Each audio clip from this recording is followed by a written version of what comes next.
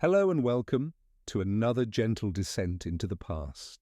Tonight we'll open the doors to a world once lost, now rediscovered through quiet storytelling. Perhaps you're lying still beneath the covers or letting the last hours of the day melt away. Either way, I'm honored to have you here. Let me know in the comments where you're tuning in from. Are we continents apart or just a few time zones away? Both listening as the stars come out. If you enjoy resting to soft-spoken tales and thoughtful history, be sure to subscribe. There's so much more to uncover together. Medieval castles were designed with a single brutal principle in mind to make entering them as deadly as possible for any uninvited guest.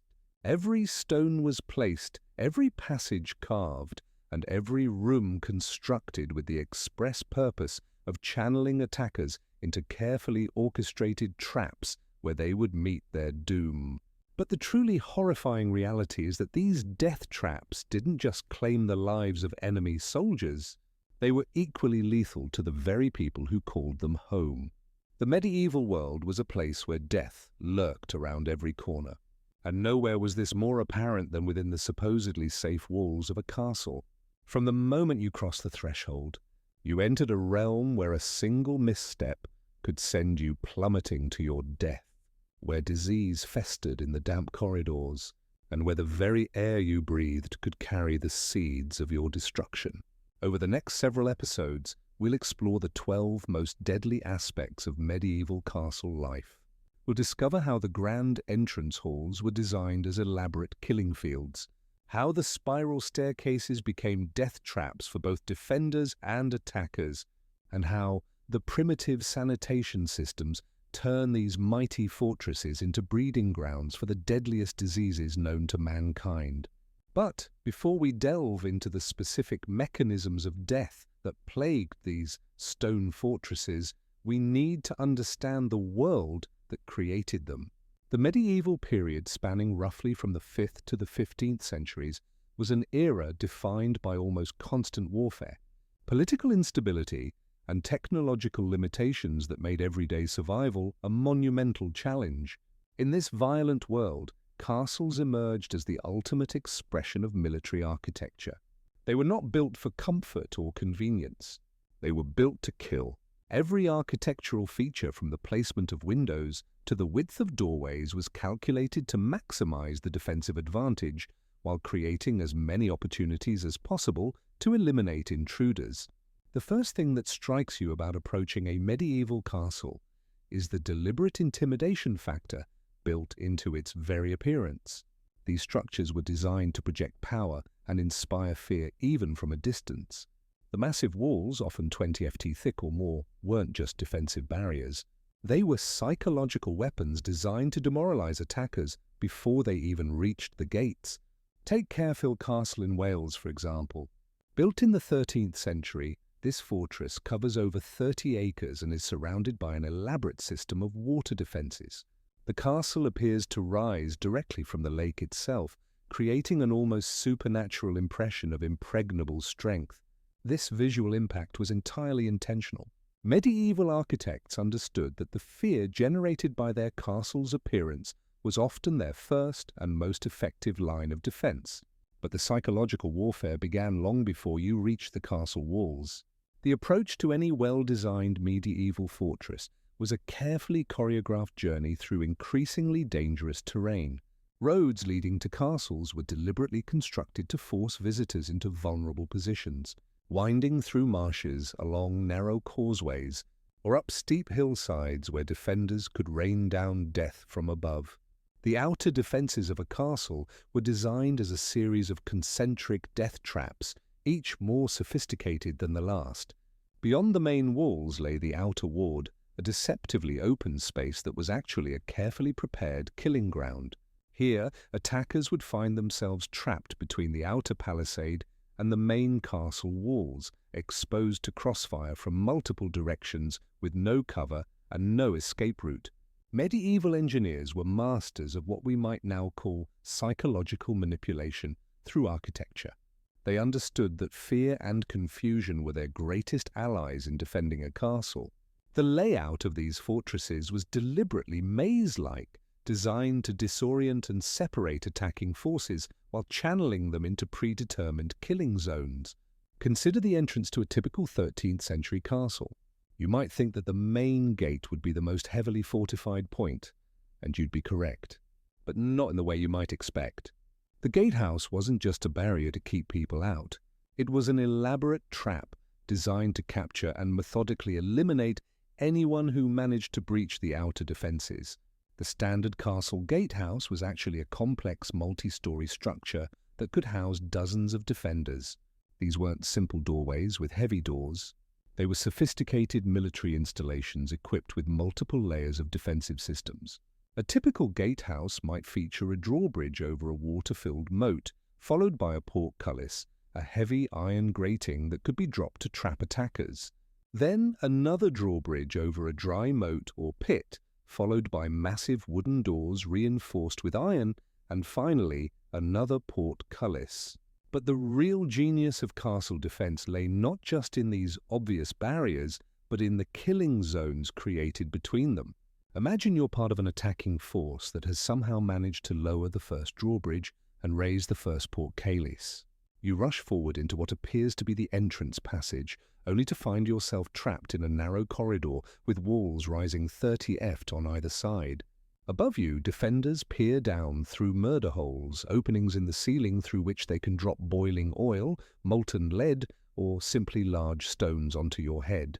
The term murder hole isn't some dramatic modern invention. It's actually a translation of the medieval French meria, which literally means place of murder. These openings were strategically positioned throughout castle gateaces and corridors, creating overlapping fields of fire that made it virtually impossible for attackers to advance without suffering catastrophic casualties. Medieval castle designers had studied the art of killing with the same dedication that modern engineers study aerodynamics or structural integrity. They understood that the key to effective defense wasn't just building thick walls.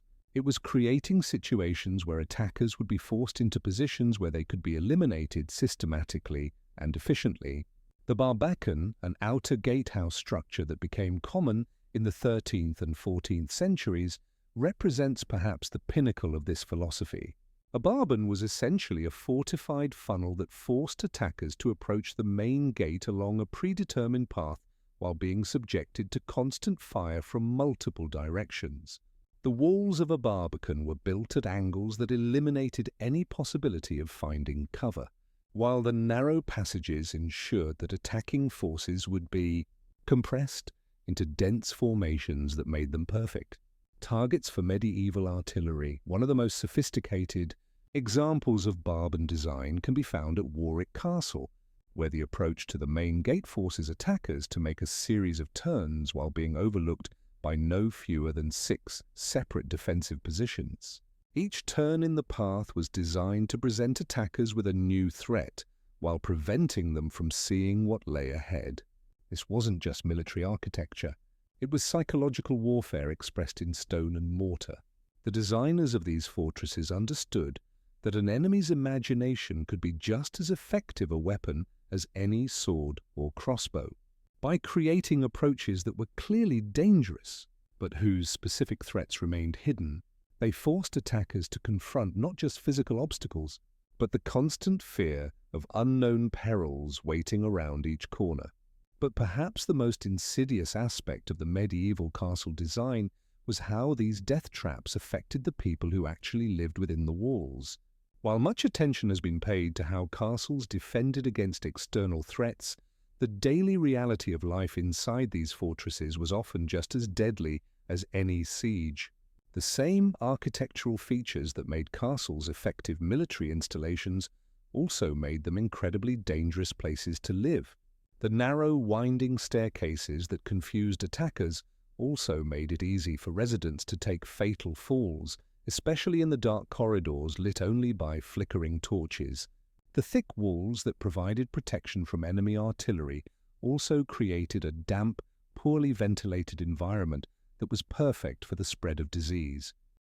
Medieval record-keeping, while not always comprehensive, provides us with glimpses of just how deadly castle life could be for its inhabitants. Chronicles from the 13th and 14th centuries are filled with accounts of nobles and servants who met their deaths through accidents that were directly related to the defensive features of their homes. Take the tragic case of William Draos, a powerful Norman lord who fell to his death from the walls of his own castle in 1230. According to contemporary accounts, William was inspecting the defences of Bramber Castle in Sussex when he slipped on the narrow wall and plummeted 40 ft to the courtyard below. The same battlement that had been designed to provide a secure firing position for archers became a death trap for the castle's own lord. Such accidents were far from rare. The defensive architecture that made castles formidable military installations also created countless opportunities for fatal mishaps. Spiral staircases designed to favour right-handed defenders fighting their way down were treacherous for anyone carrying loads or moving quickly in poor light. The narrow arrow loops that provided protected firing positions also created dangerous protrusions that could catch clothing or cause people to lose their balance. Perhaps most deadly of all were the castle sanitation systems, or rather the lack thereof. Medieval castles were essentially self-contained cities that might house hundreds or even thousands of people during times of siege. The waste produced by this population had to go somewhere, and the solutions devised by medieval engineers, while ingenious for their time, created perfect conditions for the spread of deadly diseases. The typical castle latrine, known as a garde-robe, was built into the thickness of the castle walls and discharged directly into the moat or onto the ground outside the walls. While this system had the advantage of being simple and requiring no maintenance, it also meant that the castle's water supply was constantly being contaminated by human waste. During sieges, when the castle population swelled and water sources became limited, these conditions became breeding grounds for cholera, dysentery, and typhoid fever. The Black Death, which swept through Europe in the 14th century, found perfect conditions for transmission within castle walls. The crowded, poorly ventilated conditions, combined with primitive sanitation and the presence of rats and fleas, meant that once plague entered a castle, it could spread through the entire population within days. Contemporary accounts describe entire castle garrisons being wiped out not by enemy action, but by disease. The Chronicle of Moe Abbey records that in 1349 the great castle of Skipton was left with but 3 men alive, all others having perished of the pestilence. Similar accounts can be found throughout medieval Europe, testament to how the very features that made castles militarily effective also made them perfect environments for epidemic disease. The irony of medieval castle design becomes even more apparent when we consider how these fortresses affected the mental health of their inhabitants.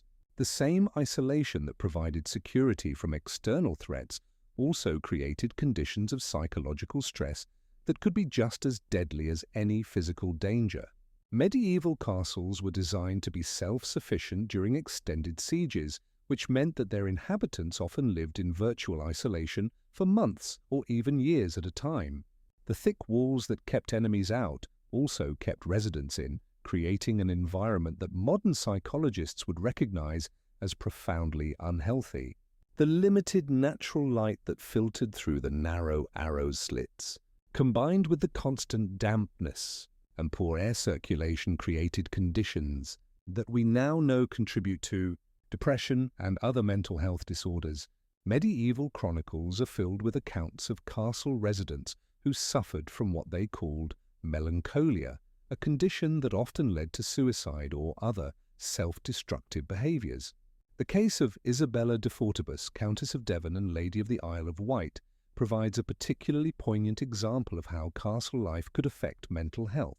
After inheriting several castles following her husband's death in 1262, Isabella became increasingly reclusive, rarely leaving her fortress of Carisbrooke Castle. Contemporary accounts describe her as becoming much given to strange fancies and dark moods, and she eventually died alone in her castle in 1293, having lived the last 30 years of her life in virtual isolation. But the psychological toll of castle life wasn't limited to the nobility. Servants, guards, and other castle residents also suffered from the effects of living in what were essentially stone prisons. The constant threat of violence combined with the claustrophobic conditions and social isolation created an environment where mental breakdown was not uncommon. Medieval records speak of castle servants who suffered from what they called castle fever, a condition characterized by violent outbursts, paranoid delusions, and sometimes suicide. Modern historians have suggested that this may have been an early description of what we now recognize as post-traumatic stress disorder or severe depression brought on by the conditions of castle life.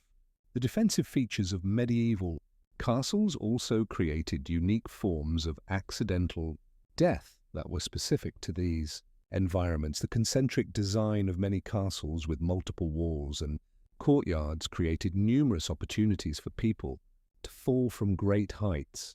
The wall walks that connected different sections of the castle were often narrow and lacked proper railings, making them particularly dangerous during bad weather or at night.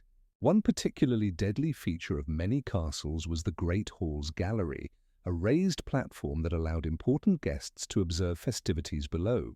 These galleries were often built with minimal safety features. Medieval chronicles record numerous instances of people falling to their deaths during feasts and celebrations. The case of Roger Mortimer, Earl of March, illustrates how even the most powerful nobles were not immune to the dangers of castle architecture. In 1398, Mortimer fell to his death from the gallery of his own great hall at Wigmore Castle while attempting to get a better view of a tournament taking place in the courtyard below. The very feature designed to display his power and status became the instrument of his death. Perhaps most insidiously, the water systems of medieval castles created ongoing health hazards that affected every resident. Castles required enormous amounts of water for drinking, cooking, cleaning, and firefighting. But the sources of this water were often contaminated by the castle's own waste systems. Many castles drew their water from wells that had been dug within the castle walls for security reasons. However, these wells were often located dangerously close to the castle's waste disposal systems, creating a constant risk of contamination. The same moats that provided defensive advantages also became stagnant pools of disease, carrying water that could poison anyone who came into contact with them. The Castle of Carefully, mentioned earlier for its impressive water defenses, provides a perfect example of how defensive water features could become health hazards. The elaborate system of lakes and channels that made the castle nearly impossible to attack also created perfect breeding grounds for mosquitoes and other disease-carrying insects. Medieval records show that the castle's garrison suffered from regular outbreaks of marsh fever, almost certainly malaria transmitted by mosquitoes breeding in the stagnant water. As we've seen, medieval castles were indeed death traps, but not always in the ways their builders intended. While these fortresses were certainly effective at keeping enemies out, they were equally effective at trapping their own inhabitants in environments that were hostile to human health and safety. The thick walls, narrow passages, and defensive features that made castles militarily formidable also made them perfect environments for accidents, disease, and psychological breakdown. The very isolation that provided security also created conditions of stress and deprivation that could be just as deadly as any enemy sword. In our exploration of why medieval castles were death traps, we've only begun to scratch the surface of the dangers that lurked within these stone fortresses. The entrance halls and outer defenses we've examined today were just the beginning of a castle's deadly features. The spiral staircases that wound through castle towers, the great halls where nobles feasted and plotted, the kitchens where massive fires created constant hazards, and the dungeons where prisoners faced unimaginable horrors. Each of these spaces presented unique and deadly challenges to anyone who entered them. The medieval world was a dangerous place, and the castles that dominated its landscape were perfect reflections of that danger. Built in an age when violence was commonplace and human life was cheap, these fortresses prioritized military effectiveness over human comfort or safety.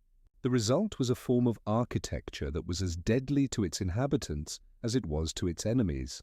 As we continue our journey through the deadly secrets of medieval castles, we'll discover that these stone fortresses were not just military installations or noble residences. They were complex machines designed to control, intimidate, and when necessary, kill. Every stone was placed with purpose. Every passage designed with deadly intent, and every room constructed to serve the brutal realities of medieval warfare. The next time you visit a medieval castle and admire its impressive architecture, remember that you're looking at one of history's most sophisticated instruments of death. Behind every beautiful arch and imposing tower lies a dark history of violence, disease, and accidental death that claimed countless lives over the centuries. These fortresses stood guard over the medieval world. Looking at your script summary and the reference materials, I'll continue part 2 of why medieval castles were death traps with the engaging narrative style established in your work. Here's the continuation. But the architectural nightmares of medieval castles extended far beyond their defensive features. The very materials used in their construction harbored their own deadly secrets. The mortar binding those massive stone blocks together was often mixed with whatever materials were readily available. Lime, sand, and water formed the basic recipe, but desperate builders frequently added organic matter like animal hair, blood, or even human waste to strengthen the mixture. Over time, this organic material would decay, creating pockets of weakness that could cause entire sections of wall to crumble without warning. The stones themselves told their own grim tale. Quarried from local sources, they were often of inconsistent quality. Some were porous and absorbed moisture like sponges, expanding and contracting with the seasons until they cracked and split. Others contained iron deposits that would rust over time, staining the walls with streaks of red that looked disturbingly like dried blood. When these iron-rich stones finally gave way, they could send cascades of razor-sharp fragments raining down on anyone unlucky enough to be below. The wooden elements within castle walls presented their own catalogue of horrors. Massive oak beams, some weighing several tons, were held in place by primitive joinery techniques and iron fittings that corroded over time. When these supports failed, they didn't fail quietly. They came crashing down with bone-crushing force, often triggered by nothing more than a strong wind or the vibrations from heavy footsteps above. The Great Hall of Kenilworth Castle still bears scars from one such collapse in the 14th century, when a supporting beam gave way during a feast, killing 12 guests instantly. But perhaps nowhere were the structural dangers more concentrated than in the castle's towers. These soaring monuments to medieval ambition were essentially vertical death traps, their spiral staircases winding upward in an endless helical nightmare. The steps themselves were carved from stone, but decades of foot traffic had worn them smooth and treacherous. In wet weather, they became as slippery as ice.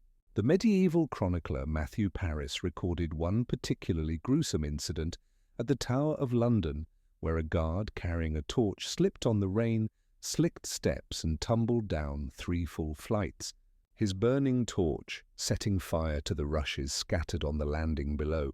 The narrow windows that punctuated these towers, designed to admit just enough light to see by while remaining defensible, created their own hazards. Children and small adults could easily slip through the wider arrow slits, plummeting to their deaths on the rocks below. The window seats, carved from the same stone as the walls, were positioned at exactly the wrong height to provide safety. Too low to serve as proper barriers, too high to step over easily, they became stumbling blocks that sent countless castle residents tumbling backward into empty air. Even the castle's water systems, essential for survival during sieges, harbored deadly secrets. Wells were often dug so deep that their sides became unstable, collapsing without warning and entombing anyone unlucky enough to be drawing water at the time. The elaborate systems that collected rainwater from the castle's roofs became breeding grounds for mosquitoes and other disease-carrying insects.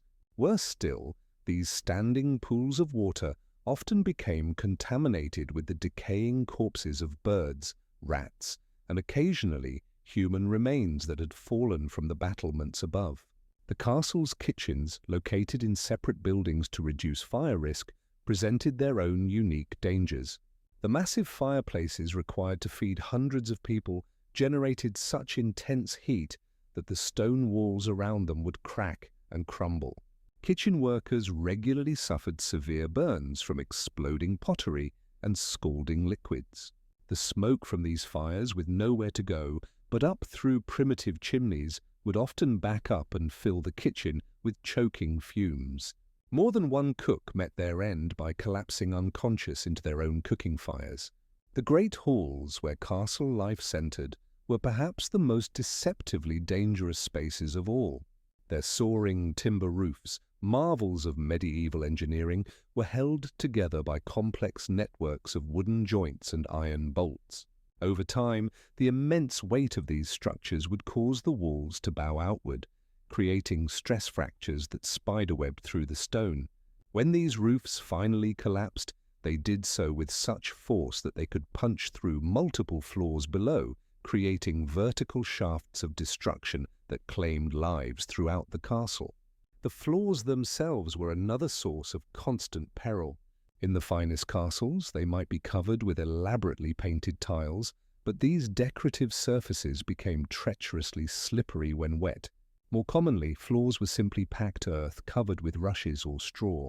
This organic matter mixed with spilled food, human waste, and the blood from countless small injuries created a festering carpet that harbored disease and concealed dangerous obstacles. Chroniclers tell of nobles breaking their necks after tripping over refuse hidden beneath the floor coverings.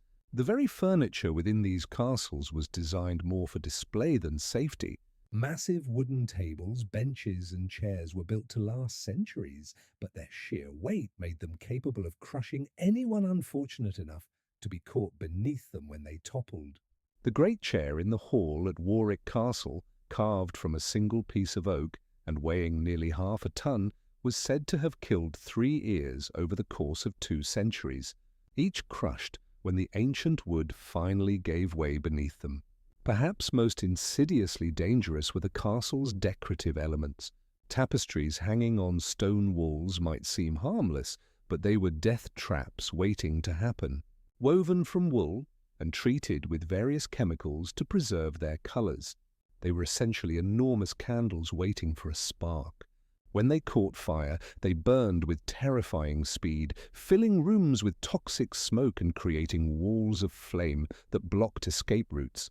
The heavy metal rings and rods used to hang these tapestries frequently pulled free from crumbling mortar, sending yards of burning fabric cascading down onto anyone below. The iron braziers used to heat these vast spaces were equally treacherous. Filled with glowing charcoal or burning wood, they gave off deadly carbon monoxide in poorly ventilated rooms. Castle dwellers would simply fall asleep and never wake up, victims of an invisible killer that left no trace. The braziers themselves, standing on 3 or 4 legs, were notoriously unstable. A careless bump or a warped leg could send burning coals scattering across wooden floors or into piles of straw bedding. Even the most basic activities of daily life were fraught with danger in these stone fortresses. Climbing stairs in the dark was a nightly gamble with death, as the uneven steps and low ceilings created a perfect storm of hazards. The narrow corridors that connected different parts of the castle were often pitch black, forcing residents to navigate by feel along walls that might conceal sharp projections, loose stones, or sudden openings that led to fatal drops. The seasonal changes that brought relief to those living in the countryside only intensified the dangers within castle walls. Winter ice made every surface treacherous, while spring thaws could cause catastrophic structural failures as frozen mortar expanded and contracted. Summer heat would cause the iron fittings throughout the castle to expand, sometimes bursting through the stone that contained them. Autumn storms would send loose stones tumbling from the battlements and tear away sections of roof that had been weakened by years of weather. Yet for all these dangers, medieval people continued to build and inhabit these stone fortresses. Driven by the harsh realities of their violent age, they accepted the risks because the alternatives were often worse. A castle might be a death trap, but it was also the only refuge available in a world where warfare was constant and survival uncertain. The very features that made these structures so dangerous to their inhabitants also made them formidable barriers to their enemies. Word count 1372. This continuation maintains the engaging narrative style while exploring the structural and architectural dangers of medieval castles, building upon your established themes of how these fortresses were as dangerous to their inhabitants as they were to their enemies. Here is part 3 of the 12-part script for why medieval castles were death traps. The very kitchens that sustained castle life were themselves chambers of horror waiting to claim the unwary. Massive open hearths roared with flames that could reach temperatures exceeding 1,000 degrees, their hungry mouths demanding constant feeding with timber and charcoal. Kitchen servants, already weakened by poor nutrition and exhausting labor, worked in clouds of choking smoke that filled their lungs with soot and ash. The heat was so intense that cooks frequently collapsed from exhaustion, their bodies unable to cope with the relentless assault of scorching air and billowing smoke. But the fires were only the beginning of the kitchen's deadly arsenal. Enormous cauldrons, some large enough to hold an entire pig, hung suspended over the flames on chains that had been forged decades earlier. Metal fatigue was a concept unknown to medieval engineers, and these chains would snap without warning, sending hundreds of pounds of boiling liquid and scalding metal crashing down upon anyone unfortunate enough to be working below. The stone floors, perpetually slick with grease and spilled liquids, became treacherous skating rinks where a single misstep could send a servant tumbling into the blazing hearth. The very act of food preparation was fraught with mortal peril. Massive wooden tables scarred by countless knife strikes and saturated with the blood and juices of butchered animals harbored colonies of bacteria that would have horrified modern food safety inspectors. Meat hung for days or even weeks in poorly ventilated storage areas, developing a greenish tint and putrid odor that cooks attempted to mask with liberal applications of expensive spices. What they couldn't mask, however, were the invisible armies of pathogens that thrived in these conditions, ready to strike down lord and servant alike with waves of dysentery, food poisoning, and worse. The castle's food storage systems were architectural nightmares in their own right. Granaries, built into the thick walls or housed in separate towers, were designed to withstand siege conditions, but created perfect breeding grounds for rats, mice, and insects. These vermin didn't simply consume the stored grain. They contaminated it with their droppings and urine, spreading disease throughout the castle's food supply. The grain itself, stored in conditions of perpetual dampness, frequently developed deadly molds that produced toxins capable of causing hallucinations, convulsions, and death. Water, that most basic necessity of life, presented its own catalogue of horrors within castle walls. Most castles drew their water from wells that had been dug through the castle's foundation, often penetrating deep into the bedrock below. But these wells, while providing a secure water source during sieges, were frequently contaminated by seepage from the castle's primitive sewage systems. The very walls that protected the inhabitants also trapped the toxic runoff from latrines, stables, and workshops, allowing it to seep slowly through the stone and into the water supply. The castle's systems and storage tanks carved from stone or constructed from timber and lead became stagnant pools of contamination.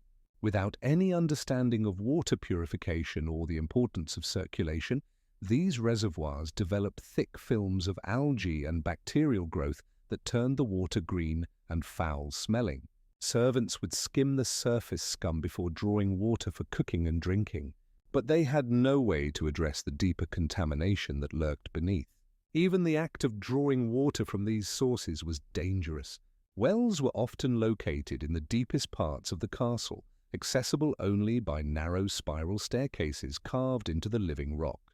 These passages, worn smooth by centuries of foot traffic and perpetually damp from water seepage, were treacherous even in daylight.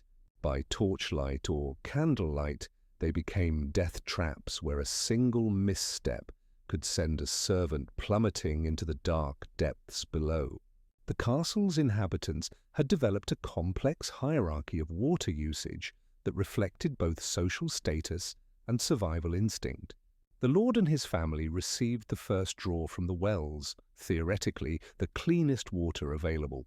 Lower-ranking nobles and important guests received the second draw, while servants and soldiers made do with whatever remained. By the time the water reached the lowest levels of castle society, it was often little more than a murky, foul-tasting liquid that bore only a passing resemblance to actual water. But even the highest quality water available in medieval castles would have been considered unfit for consumption by modern standards. The complete absence of any filtration or purification systems meant that every drop was potentially contaminated with bacteria, parasites, and other pathogens. Waterborne diseases swept through castle populations with devastating regularity, claiming victims regardless of their social standing or position within the castle hierarchy. The sleeping quarters, those spaces where castle inhabitants sought rest and recovery from their daily struggles, were themselves sources of constant peril. The great chambers of the nobility, while spacious by medieval standards, were heated by massive fireplaces that consumed enormous quantities of wood and produced equally enormous quantities of smoke and toxic fumes. The chimneys, architectural marvels for their time, were frequently poorly designed and inadequately maintained, allowing smoke and carbon monoxide to back up into the living spaces. Beds, those symbols of comfort and luxury, were in reality elaborate death traps waiting to claim the unwary. The massive four-poster beds favoured by the nobility were constructed from heavy timber beams that had been inadequately seasoned and were prone to splitting and collapse. The wooden joints held together by primitive iron fittings and wooden pegs would work loose over time, creating instability that could send the entire structure crashing down on its occupants. The heavy curtains that surrounded these beds, designed to provide privacy and warmth, also created perfect conditions for fires to start and spread undetected. The mattresses themselves were stuffed with straw, feathers, and other organic materials that provided ideal breeding grounds for insects, mites, and other parasites. Bedbugs, fleas, and lice were constant companions for castle inhabitants, regardless of their social status. These parasites didn't simply cause discomfort. They served as vectors for serious diseases including typhus, plague, and a host of other potentially fatal conditions. Even the act of sleeping became a calculated risk in medieval castles. The combination of poor ventilation, toxic fumes from heating systems, and the presence of numerous parasites meant that many castle inhabitants never experienced truly restful sleep. Chronic sleep deprivation weakened immune systems and made individuals more susceptible to the various diseases and ailments that plagued castle life. The castle's workshops and craft areas, essential for maintaining the complex infrastructure of medieval fortress life, were perhaps the most dangerous spaces of all. Blacksmith shops located within the castle walls for security reasons filled entire sections of the structure with choking smoke, toxic fumes, and the constant risk of fire. The forges, burning at temperatures that could melt iron, created heat so intense that it could ignite wooden beams and thatch roofing from several feet away.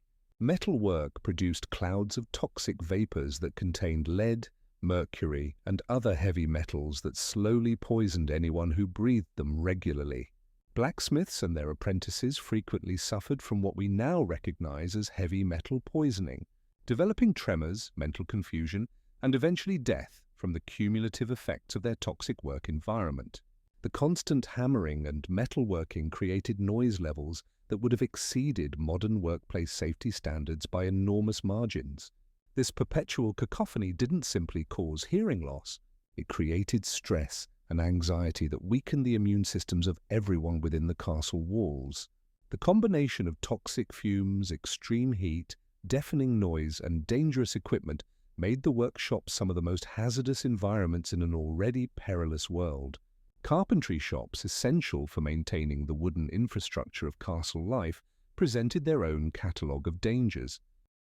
The tools available to medieval craftsmen were crude by modern standards, lacking the safety features and precision engineering that we take for granted today. Hand saws with irregular teeth, axes with loose heads, and chisels with damaged handles were common tools that frequently caused serious injuries or death. The wood itself was often green or poorly seasoned, making it unpredictable to work with and prone to splitting or splintering without warning. Sawdust and wood shavings created fire hazards throughout the workshop areas, and the primitive ventilation systems did little to remove these combustible materials from the air. A single spark from a torch or candle could ignite an entire workshop, and the resulting fire could easily spread throughout the wooden portions of the castle structure. Storage areas within castles were architectural minefields that claimed victims on a regular basis. Armories packed with weapons and armor were poorly organized and inadequately secured. Heavy weapons would shift and fall without warning, crushing anyone unfortunate enough to be beneath them. Swords and other bladed weapons were often stored in unstable racks that could collapse, sending sharp metal flying in all directions. The armor storage areas were particularly treacherous, filled with suits of mail and plate that weighed hundreds of pounds each. These massive pieces of equipment were hung on wooden pegs and iron hooks that were frequently inadequate for the weight they were expected to support. When these storage systems failed, they created avalanches of metal that could kill or seriously injure anyone in their path. Food storage areas, as we've already discussed, were breeding grounds for vermin and disease, but they also presented physical dangers that were equally severe. Enormous barrels of wine, ale, and other liquids were stacked in precarious towers that could topple without warning. Grain sacks, some weighing several hundred lb each, were piled to dangerous heights in storage chambers with inadequate structural support. The very architecture of these storage areas worked against the safety of those who used them. Narrow doorways and low ceilings made it difficult to maneuver large items safely, while poor lighting created conditions where accidents were almost inevitable. The stone floors, perpetually damp and often covered with spilled liquids and organic debris, provided treacherous footing for anyone attempting to navigate these dangerous spaces. As we delve deeper into the deadly reality of medieval castle life, it becomes increasingly clear that these structures were not the romantic havens of chivalry and nobility that popular imagination has created. They were instead elaborate death traps where every aspect of daily existence carried the potential for injury, disease, or death. The very features that made castles effective defensive structures also made them extraordinarily dangerous places to live and work. From the kitchens where servants labored over roaring fires and toxic fumes, to the workshops where craftsmen risked their lives daily with primitive tools and dangerous materials. Medieval castles were environments where survival itself was a constant struggle. The sleeping quarters offered little respite from danger, while the storage areas and water systems created their own catalogues of potential disasters. Yet perhaps most remarkably, people continue to live in these structures, driven by the harsh realities of medieval life, where the protection offered by castle walls, however dangerous, was preferable to the alternatives that existed beyond them.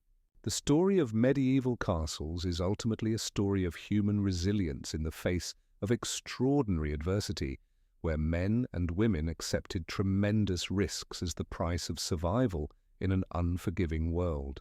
Looking at your script summary and the reference materials, I'll continue part 4 of why medieval castles were death traps, focusing on the deadly daily life within castle walls. Here's the script. The daily routine of castle life was itself a gauntlet of potential death.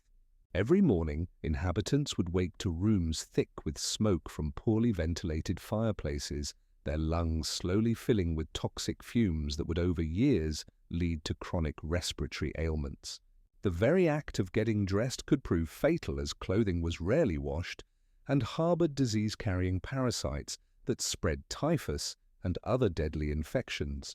Breakfast, if you could call it that, consisted of stale bread that might contain ergot, a fungus that caused hallucinations, convulsions, and death. The ale served alongside it was often contaminated with bacteria that caused dysentery, while the water drawn from castle wells was frequently polluted by seepage from nearby latrines. In winter, when wells froze, inhabitants would melt snow that had been contaminated by animal waste and rotting organic matter. The very architecture that made castles formidable also made them death traps for their residents. Spiral staircases were deliberately built to favor right-handed defenders, but this same design made them treacherous for daily use. The narrow, uneven steps, worn smooth by countless feet, became slippery death slides when wet. Many castle dwellers met their end tumbling down these stone spirals, their bodies broken on the unforgiving steps below. Consider the fate of Lady Eleanor d'Ontfort, who in 1284 was found dead at the bottom of the main staircase in Kenilworth Castle, her neck snapped from the fall. Or the young page William of Ashp, who slipped on the rain-soaked steps of Warwick Castle in 1312, his skull crushed against the stone walls. These weren't isolated incidents, but common occurrences that claimed lives with brutal regularity. The great halls, those grand symbols of medieval power, were particularly hazardous environments. Massive wooden beams weakened by age, and the constant expansion and contraction caused by temperature changes would occasionally crash down without warning. In 1301, a feast at Carefully Castle was interrupted when a supporting beam collapsed, crushing 3 guests instantly and maiming several others. The incident was hushed up, but records show that structural failures claimed lives in castles across Europe with alarming frequency. Fire was perhaps the greatest threat to castle inhabitants. Despite being built of stone, medieval castles were filled with flammable materials, wooden furniture, tapestries, rushes on floors, and thatched roofs on interior buildings. Once a fire started, it spread with terrifying speed through the confined spaces. The thick stone walls that protected against armies became ovens that trapped inhabitants in infernos they couldn't escape. The Great Fire at Windsor Castle in 1296 offers a harrowing example. It began in the kitchen when fat from roasting meat ignited and spread to wooden shelving. Within minutes, the entire kitchen was ablaze. The fire raced through connecting passages, fed by drafts that turned the castle's defensive ventilation system into a network of flue. 17 people died that night, including the head cook, who was trapped when burning timbers blocked his escape route.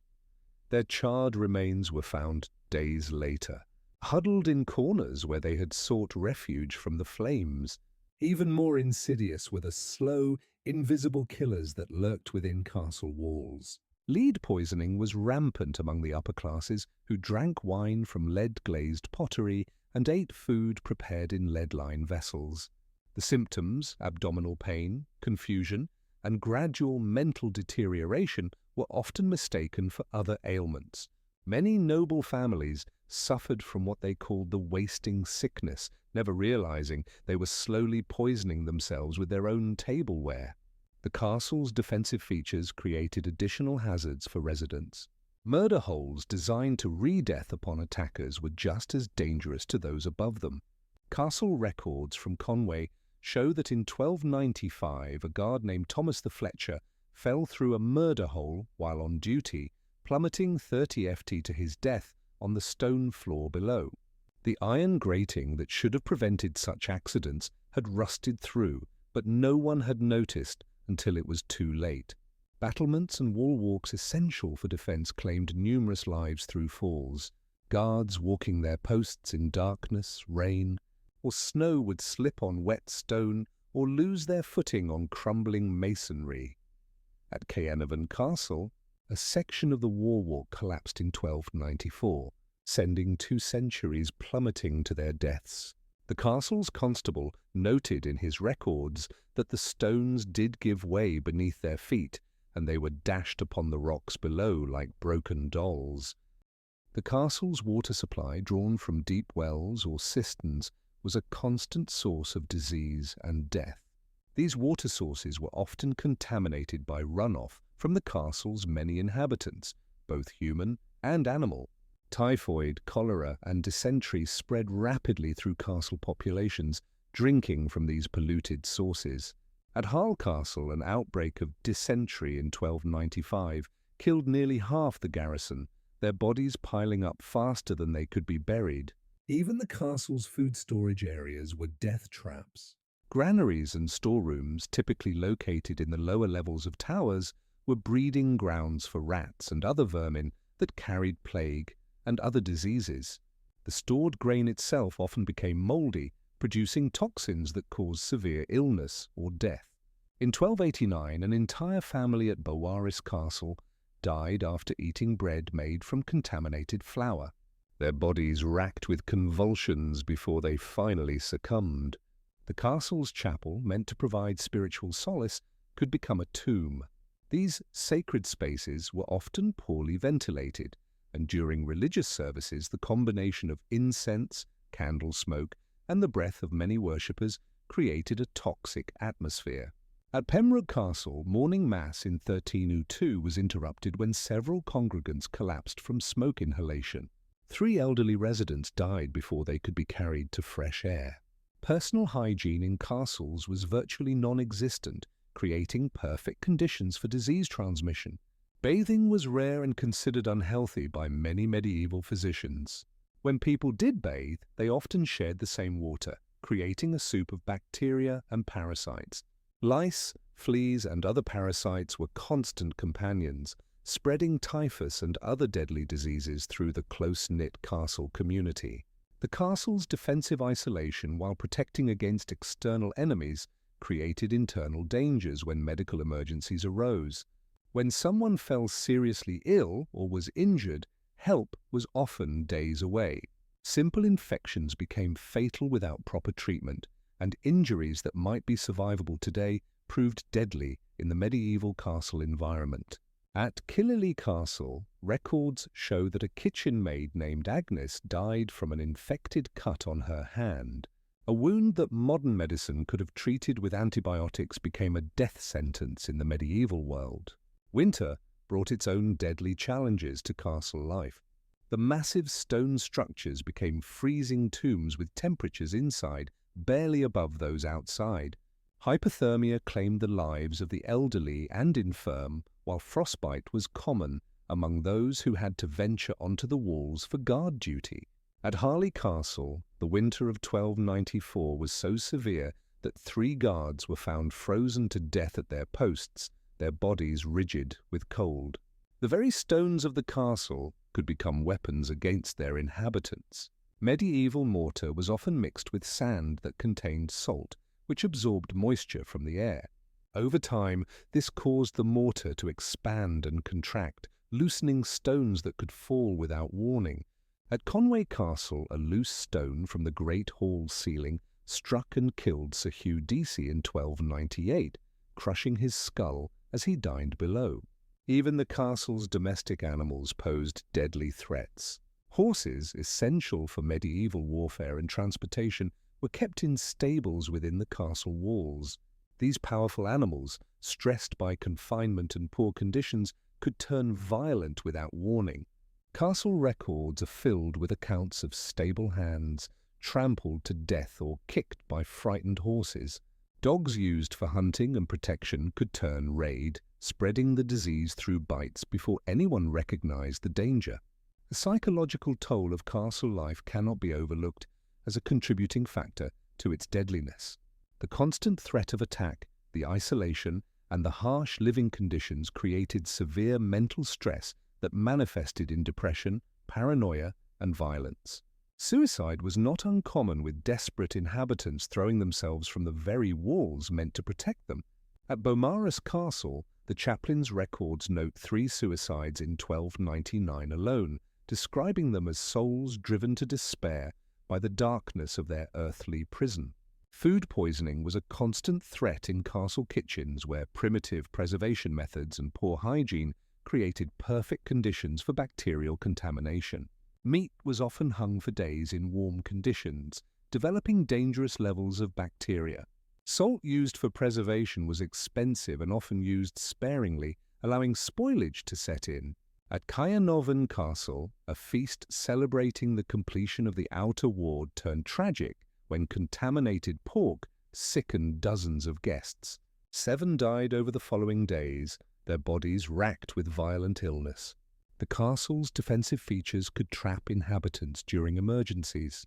The same portcullis and heavy gates that kept enemies out could prevent escape during fires or other disasters.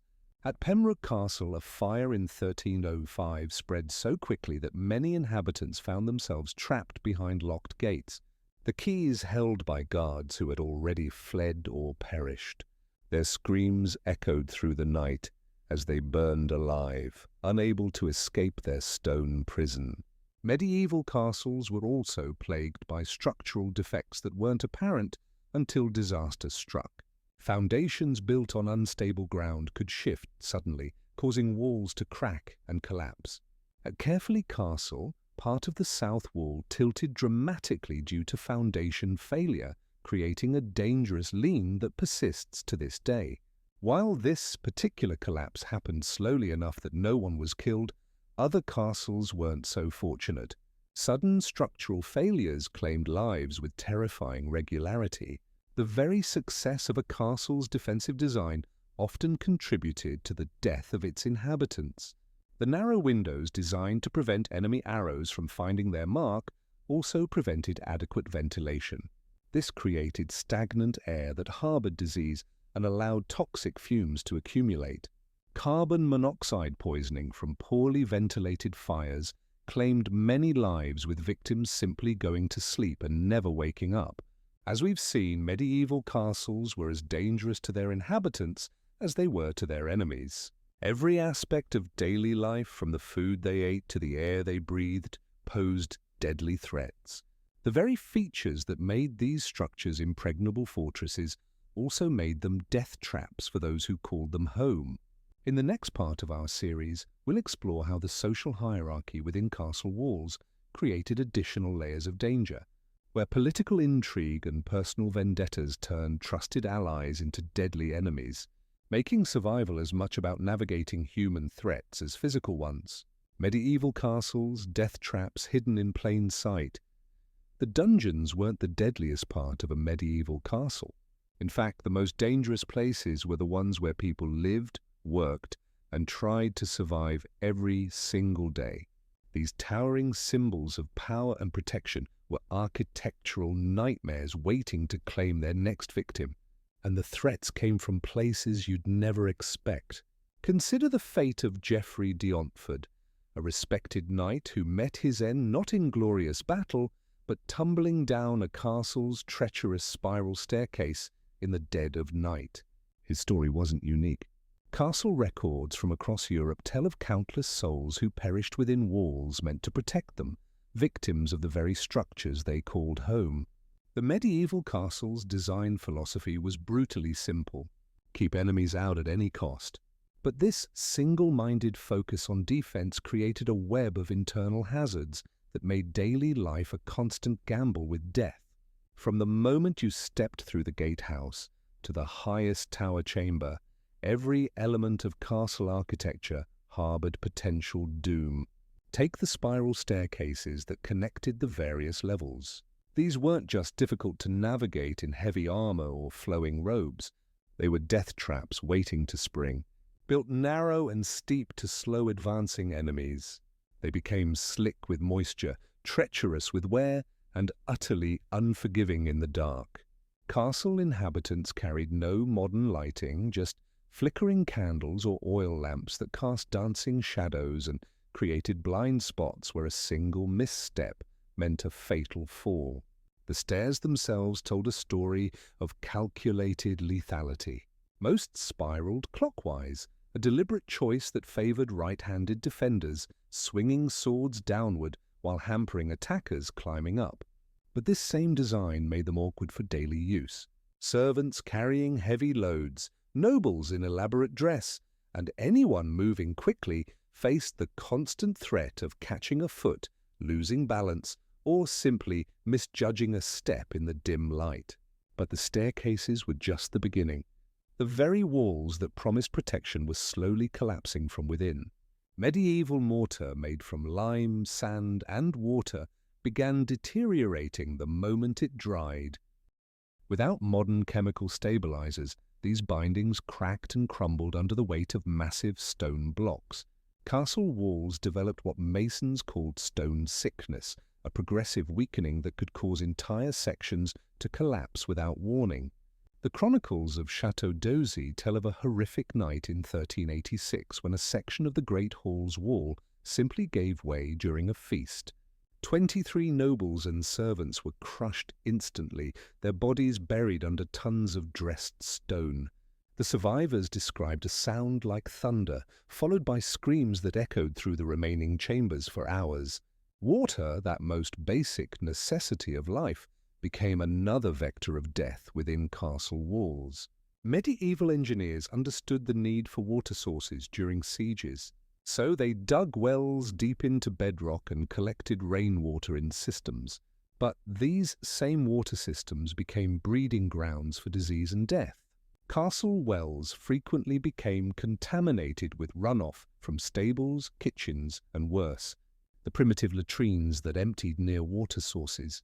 The well at Kenilworth Castle was found to contain not just water, but a toxic mixture of animal waste, rotting food scraps, and human remains that had somehow found their way into the supposedly pure water supply. Rainwater collection seemed safer, but castle systems were rarely cleaned and never covered properly. They became stagnant pools hosting every parasite and bacteria that medieval Europe had to offer. The water grew thick with algae, swarmed with insects, and developed a taste so foul that even desperate castle inhabitants sometimes chose to risk dying of thirst rather than drink it. The kitchen water supplies were particularly deadly.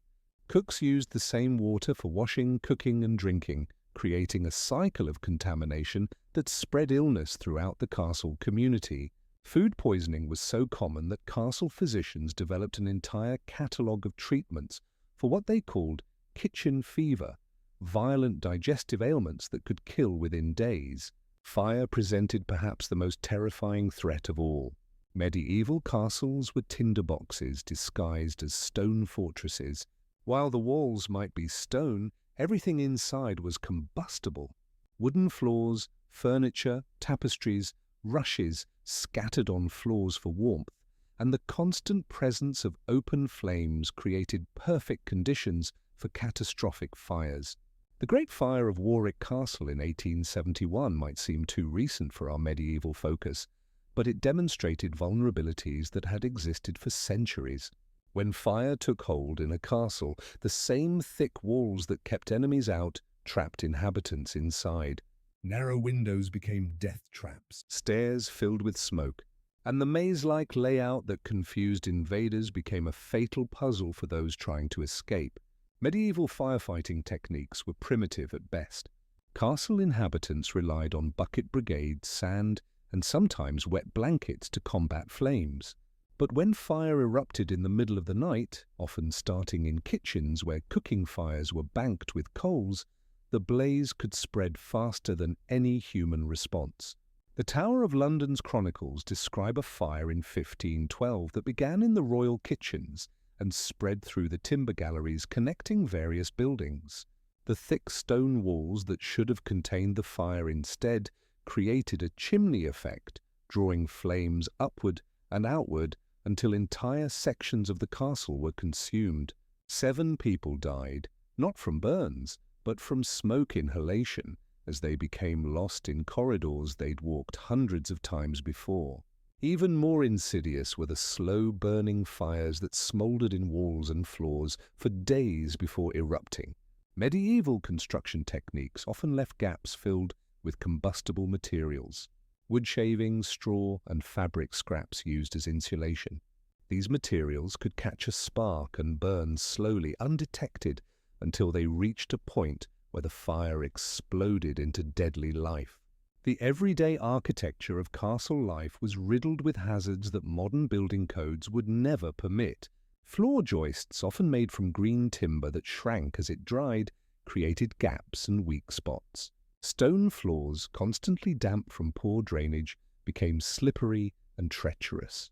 Ceiling beams, massive as they were, could fail without warning as the wood aged and the metal brackets that held them corroded. Castle chambers were death traps in their own right. The great halls, designed to impress and intimidate, featured soaring ceilings supported by complex networks of beams and arches. When these supports failed, they didn't fail quietly. The collapse of Westminster Hall's roof in 1291 killed 12 people and injured dozens more, their bodies crushed under timber beams that had seemed solid just moments before. Private chambers presented different but equally deadly hazards. Fireplaces, essential for heat and light, were poorly ventilated and often leaked deadly carbon monoxide into living spaces. The rich tapestries that decorated walls trapped smoke and toxic fumes, creating pockets of poisoned air that could kill sleeping occupants. Window openings designed narrow to prevent enemy arrows created their own dangers. People leaning out to empty chamber pots, observe courtyard activities, or simply get fresh air regularly fell to their deaths. The chronicles of Edinburgh Castle record at least 15 deaths from window falls between 400 and 1450, including 2 children who were playing near unguarded openings. The most tragic aspect of castle deaths was how preventable many of them were. But medieval priorities didn't include safety regulations, building inspections, or maintenance standards. Castles were built to serve military functions, and human comfort, much less human safety, was a secondary consideration at best. Workers tasked with castle maintenance faced their own deadly challenges. Stonemasons working on repairs often labored without safety equipment on walls hundreds of feet above the ground. Carpenters replacing rotted beams worked in cramped spaces with heavy timbers and primitive tools. Kitchen staff dealt with massive cooking fires, boiling oil for defense, and primitive equipment that regularly caused severe burns and injuries. The irony wasn't lost on medieval chroniclers who noted that more castle inhabitants died from the castle itself than from enemy action. These fortresses, built at enormous cost in money and human life, were more dangerous to their residents than the wars they were designed to survive. Some castles developed reputations as particularly deadly. Chateauguay, Richard the Lionheart's supposedly impregnable fortress, was known among soldiers as the Widowmaker, not for its military effectiveness, but for the number of inhabitants who died from structural failures, fires, and accidents. Even before enemy siege engines could batter its walls, Chateauguay was claiming lives through the everyday hazards of medieval castle life. The psychological toll of living under constant threat of architectural death cannot be understated. Castle inhabitants developed elaborate superstitions and rituals designed to ward off structural disasters. They blessed doorways, avoided certain staircases during storms, and carried charms meant to protect against falling stones. These weren't just medieval quirks. They were rational responses to genuine daily threats. As we've seen, medieval castles were masterpieces of defensive architecture, but they were also death traps that claimed countless lives through structural failures, environmental hazards, and the inevitable consequences of prioritizing military function over human safety. These magnificent fortresses, symbols of power and protection, were ultimately as dangerous to those who lived within their walls as they were to the enemies who dared assault them from without. The medieval castle stands as a monument to human ambition and ingenuity, but also as a stark reminder that even our greatest architectural achievements can become our most deadly environments when safety takes a back seat to other priorities. Looking at your previous script content and the reference materials, here's part 6 of your 12-part script about why medieval castles were death traps. The dangers lurking within medieval castle walls extended far beyond the obvious, architectural hazards we've already explored. Hidden within the very stones and mortar of these fortifications were threats that claimed lives through means their builders never intended or anticipated. The elaborate defensive systems designed to keep enemies out often became elaborate traps for those living within. Consider the ingenious but deadly mechanism of the portcullis. This massive iron grating suspended by chains and counterweights above the main gateway served as the castle's primary barrier against invasion. When functioning properly, it could be lowered swiftly to seal off attackers. But these mechanisms were prone to catastrophic failure. The heavy iron gates weighed several tons, and the primitive rope and chain systems supporting them were under constant strain from weather, rust, and the simple passage of time. Historical records from Warwick Castle tell of a horrific incident in 1312 when the portcullis mechanism failed during a routine inspection. The massive gate plummeted without warning, crushing two guards who were examining the gateway below. The impact was so severe that their bodies were completely flattened, a grisly reminder that the castle's own defenses could turn deadly in an instant. Similar accidents occurred with alarming frequency across medieval Europe, as castle inhabitants learned too late that their protective barriers were double-edged swords. The murder holes built into Castle Gatius presented another insidious threat to daily life. These openings in the ceiling, designed to allow defenders to rain down arrows, boiling oil, or stones upon attackers, created permanent weak points in the castle's structure. Over time, the constant moisture from rain and the corrosive effects of the substances poured through them weakened the surrounding stonework. Chunks of masonry would break away without warning, plummeting onto anyone unfortunate enough to be passing below. At Carefully Castle in Wales, a section of murder hole stonework collapsed in 1389, killing a merchant who was simply delivering goods to the kitchens. The man had made this same journey dozens of times before, never suspecting that the innocent-looking ceiling above concealed a death trap years in the making.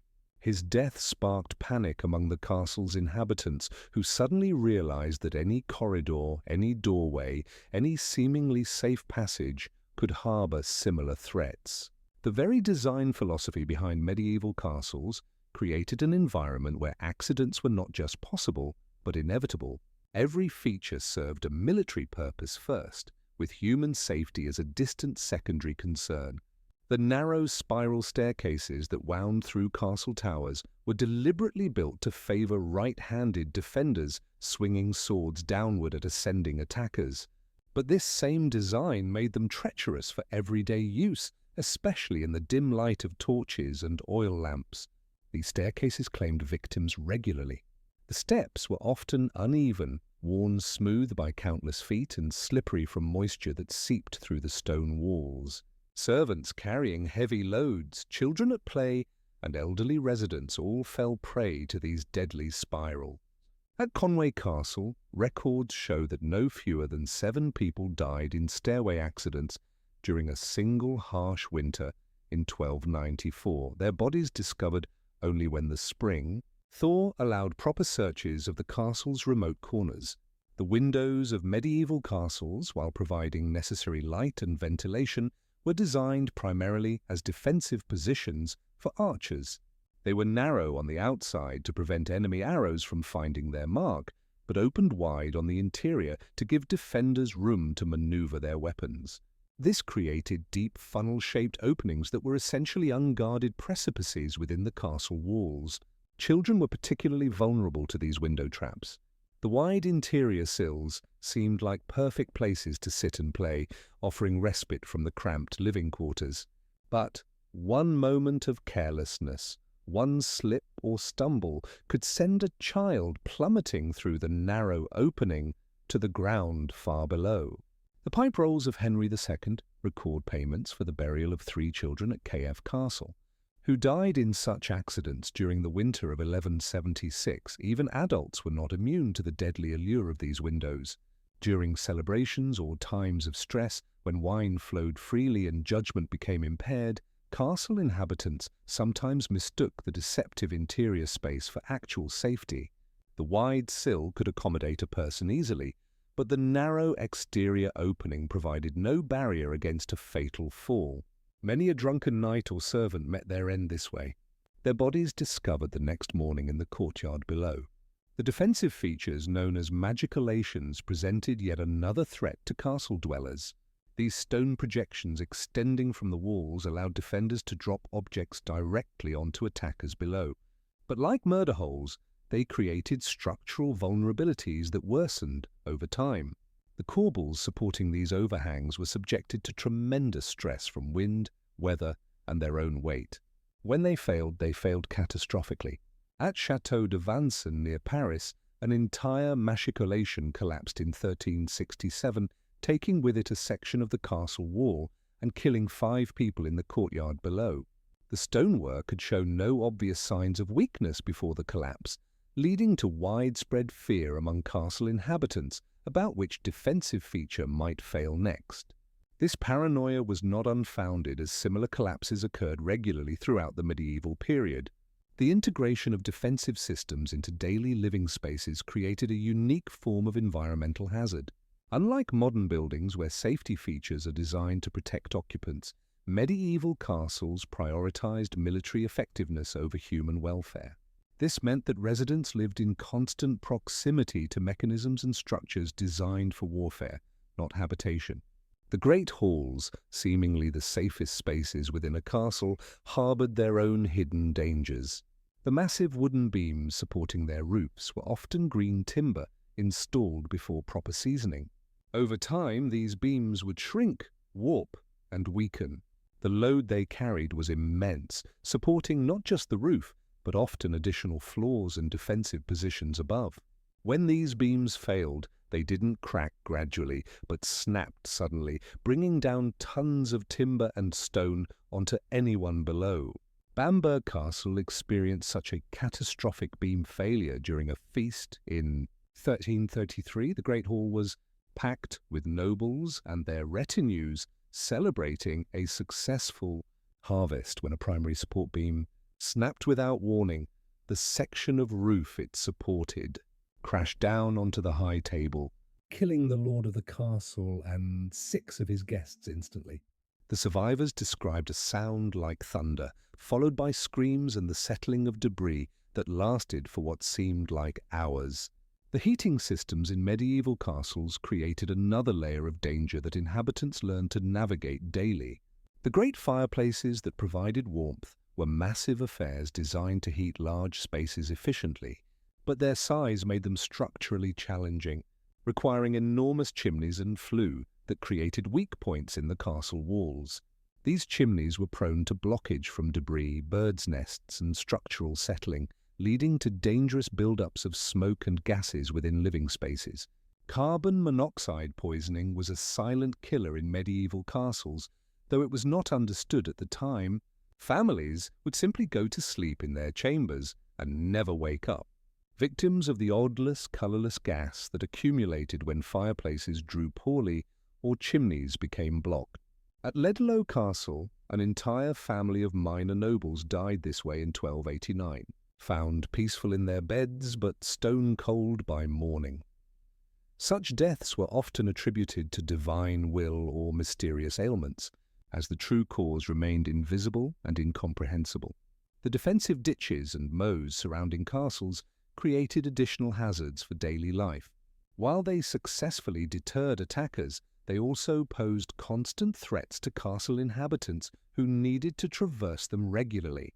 Medieval moats were not the clean, water-filled barriers of romantic imagination, but often stagnant, sewage-contaminated trenches that bred disease and created treacherous footing. During winter, these water features became particularly deadly. Ice would form unevenly, creating surfaces that appeared solid but could give way without warning. Many castle servants and residents fell through thin ice while attempting to cross moats or retrieve items that had fallen in. The weight of medieval clothing, especially when waterlogged, made escape from such accidents nearly impossible.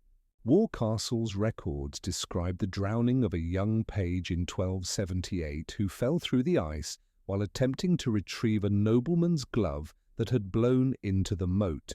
Despite the efforts of several men to rescue him, the boy's heavy woolen clothing and the shock of the freezing water prevented his escape. His body was not recovered until the spring thaw, a grim reminder of how even simple errands could turn fatal in the castle environment. The very success of a castle's defensive design often contributed to its deadliness for inhabitants. The more impregnable a fortress appeared, the more likely its residents were to develop a false sense of security about their environment. They focused on external threats while becoming complacent about the internal dangers that surrounded them daily. This psychological trap was perhaps the most insidious hazard of all, as it prevented people from taking proper precautions against the very real threats posed by their own homes. The irony was profound and tragic. These mighty fortresses built to protect life and property from human enemies became environments where death stalked the innocent through means both subtle and sudden. The same features that made a castle defensible made it dangerous to inhabit. The thick walls that stopped arrows trapped toxic gases. The narrow passages that hindered attackers claimed the lives of children at play. The high positions that provided strategic advantage became fatal drops for the unwary. Medieval castles were indeed death traps, but not in the way their builders intended. They were monuments to the unintended consequences of prioritizing military function over human safety, creating environments where survival required constant vigilance against threats that came not from without, but from the very stones and structures meant to provide protection. Looking at the provided script summary and reference materials, I'll continue from where Part 6 left off, focusing on the environmental and psychological hazards that made medieval castles death traps for their inhabitants. Beyond the immediate physical dangers of collapse, fire, and contamination, medieval castles subjected their residents to a host of environmental hazards that could prove just as deadly over time. The very design features that made these fortresses so formidable against enemies often created treacherous conditions for those living within their walls. During the harsh winter months, castle inhabitants faced the constant threat of hypothermia and frostbite. The massive stone walls that provided protection against siege engines also acted as thermal conductors, drawing heat away from interior spaces and creating bone-chilling cold that could kill the weak, elderly, or sick. Ice would form on interior walls, making already slippery stone surfaces even more hazardous. Servants carrying heavy loads up and down icy staircases frequently slipped and fell, suffering broken bones or worse. The narrow arrow slits and small windows that prevented enemy archers from finding targets also severely limited natural light and ventilation. During winter storms, these openings had to be shuttered completely, plunging castle interiors into near total darkness for days at a time. Residents stumbled through pitch-black corridors, falling downstairs, walking into walls, or accidentally stepping into open wells and systems. The lack of adequate lighting made every movement a potential death sentence. Water presented perhaps the most insidious environmental threat. Castle designers prioritized defensive considerations over drainage, creating structures that trapped moisture and humidity. Stagnant water collected in poorly designed courtyards, cellars, and defensive ditches, becoming breeding grounds for disease, carrying insects, and creating treacherous patches of ice in winter. The very moats that protected castles from assault became death traps for residents who might slip and fall into the murky depths during nighttime movements, or while attempting to fetch water during sieges. Medieval castle dwellers also faced the psychological torment of prolonged isolation and confinement.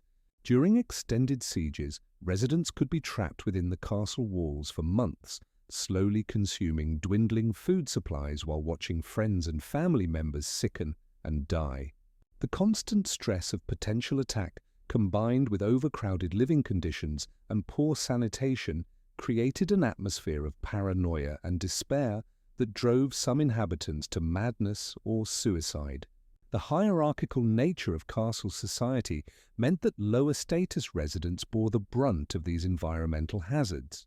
While lords and ladies occupied the relatively safer upper floors of keeps, servants and soldiers were relegated to basement chambers, guard towers, and outer buildings where dangers multiplied.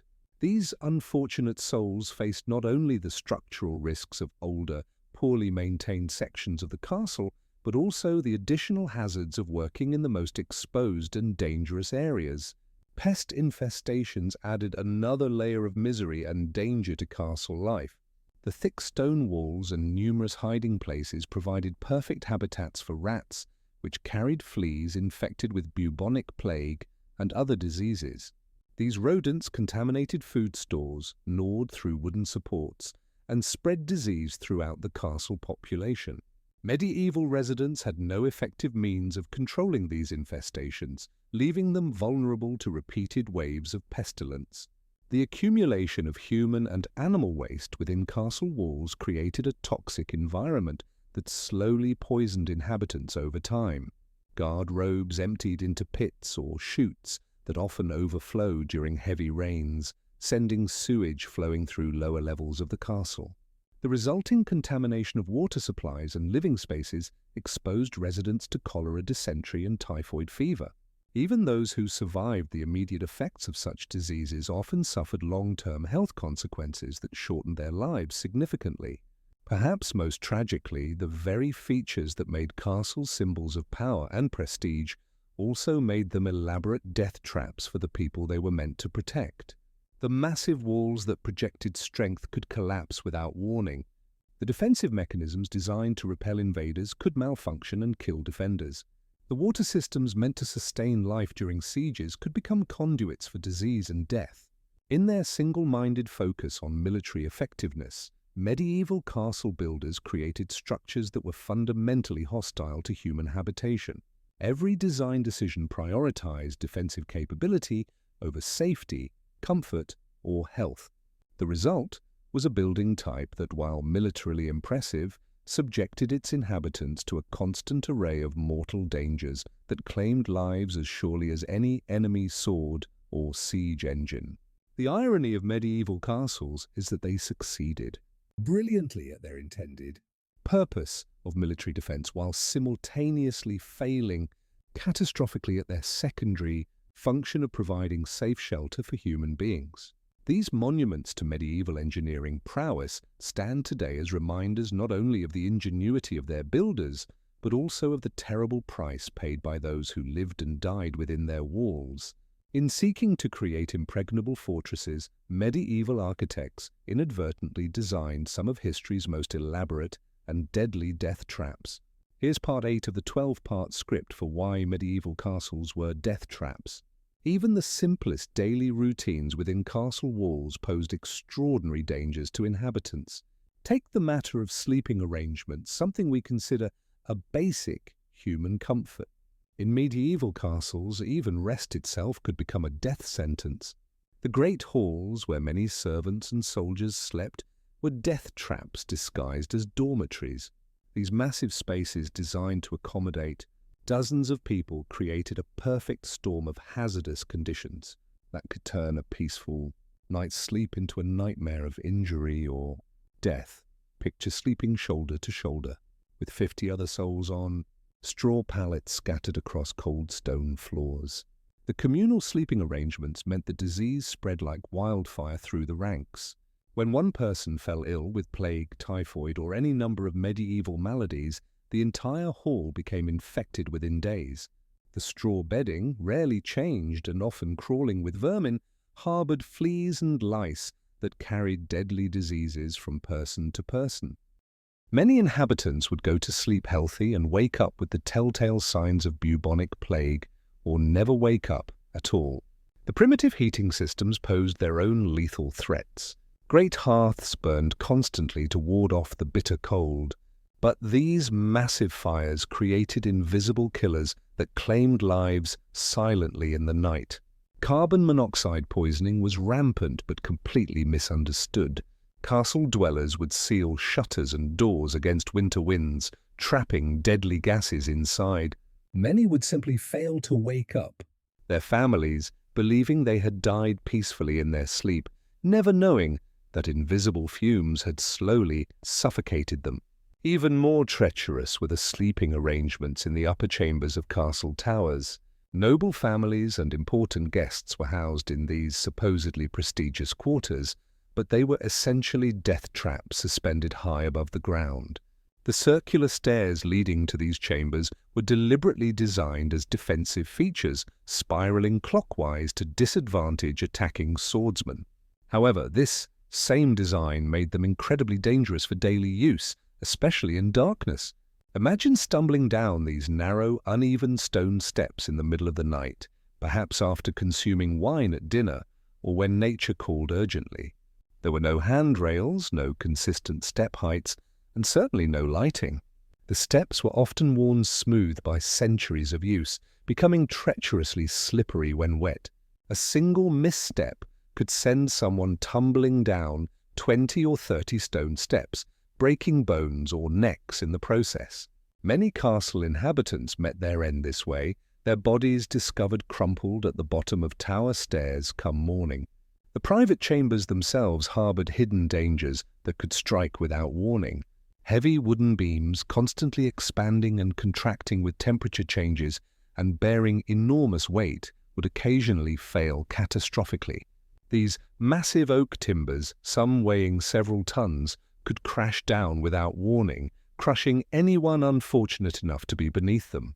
The groaning and creaking of old wood was so common that inhabitants learned to ignore it, often missing the warning signs of imminent collapse. Window openings in sleeping chambers presented another deadly hazard. These apertures, designed primarily for defense rather than comfort, were often little more than narrow slits in thick stone walls. But in grander chambers, larger windows were sometimes installed, and these became death traps for the unwary. Without glass in many cases, or with only crude shutters for protection, people could easily fall through these openings, especially during winter months when ice made surfaces treacherous. Children were particularly vulnerable, and many noble families lost heirs to such accidents. The very beds themselves could become instruments of death. Heavy wooden frames, often elaborately carved and fitted with thick curtains for privacy and warmth, could collapse without warning. The rope supports that held straw mattresses would rot or snap, sending sleepers crashing to the floor. More insidiously, the enclosed nature of curtained beds created perfect conditions for suffocation. The heavy fabrics trapped carbon dioxide and reduced oxygen levels, particularly dangerous for elderly or infirm occupants who might not have the strength to push through heavy curtains if they became tangled. Personal belongings stored in sleeping chambers added another layer of danger. Heavy wooden chests, metal armor, and weapons were typically kept in bedchambers for security. But these items could shift and fall, particularly in upper floors where wind could cause the entire structure to sway.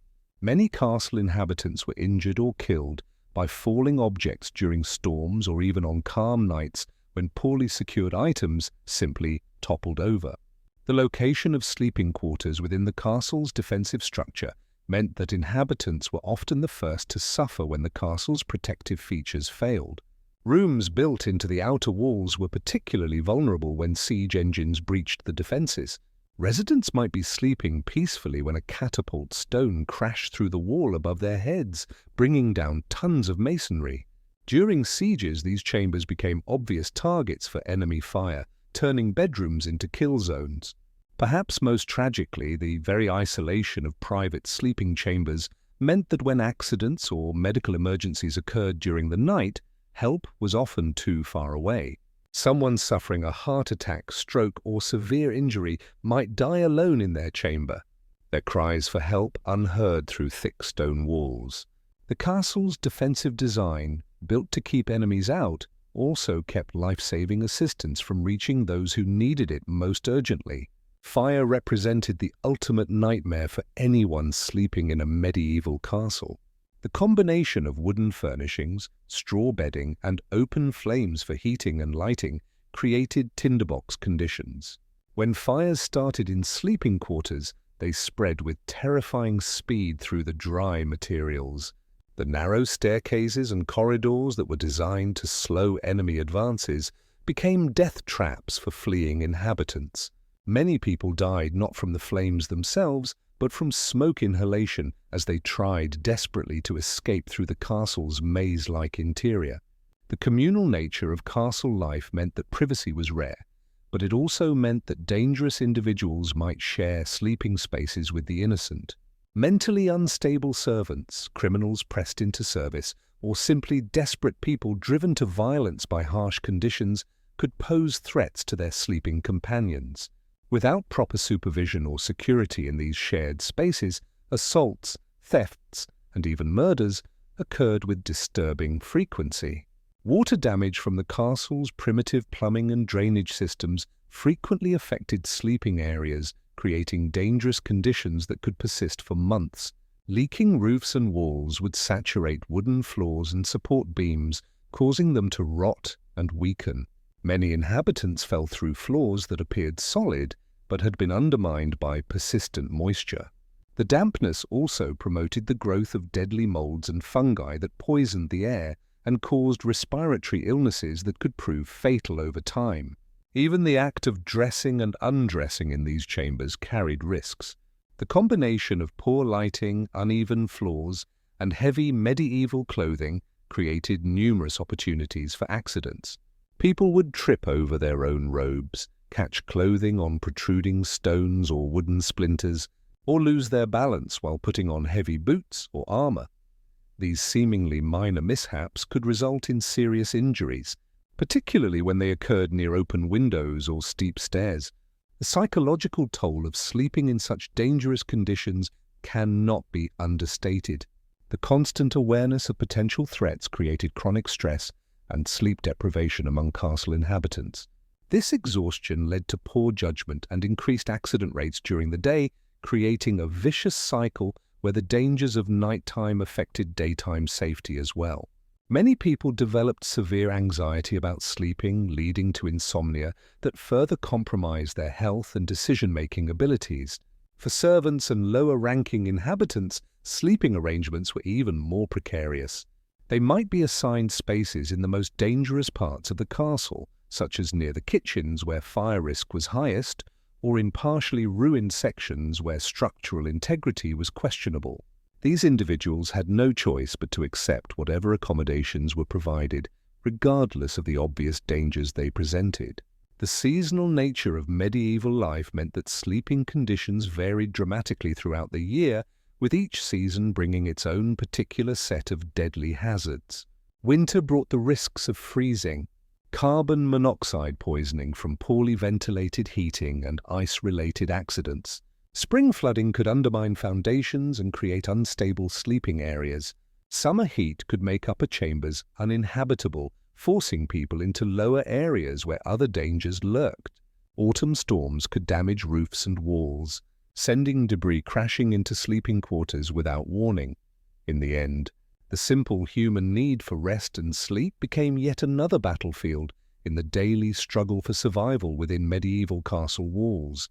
Every night brought the possibility that sleep might become eternal, that rest might turn into death. The castle's inhabitants went to bed each evening, knowing that they might not see another dawn, not because of enemy attack or siege, but because the very structure that was supposed to protect them had become their most intimate and persistent threat. In these fortresses where safety was supposed to reign supreme, even the most basic human activities carried the potential for sudden, unexpected death. Here's part 9 of the 12-part script for why medieval castles were death traps. As we've explored the countless hazards that plagued medieval castle life, from crumbling walls to contaminated water, there's one aspect of these fortresses that truly epitomize their deadly nature: the kitchens and food preparation areas. These spaces meant to sustain life became some of the most perilous environments within castle walls. Picture the great kitchen of a medieval castle, a cavernous space dominated by massive stone hearths that roared with constant flame. These cooking fires, essential for preparing meals for hundreds of inhabitants, created a perpetual inferno that could easily spiral out of control.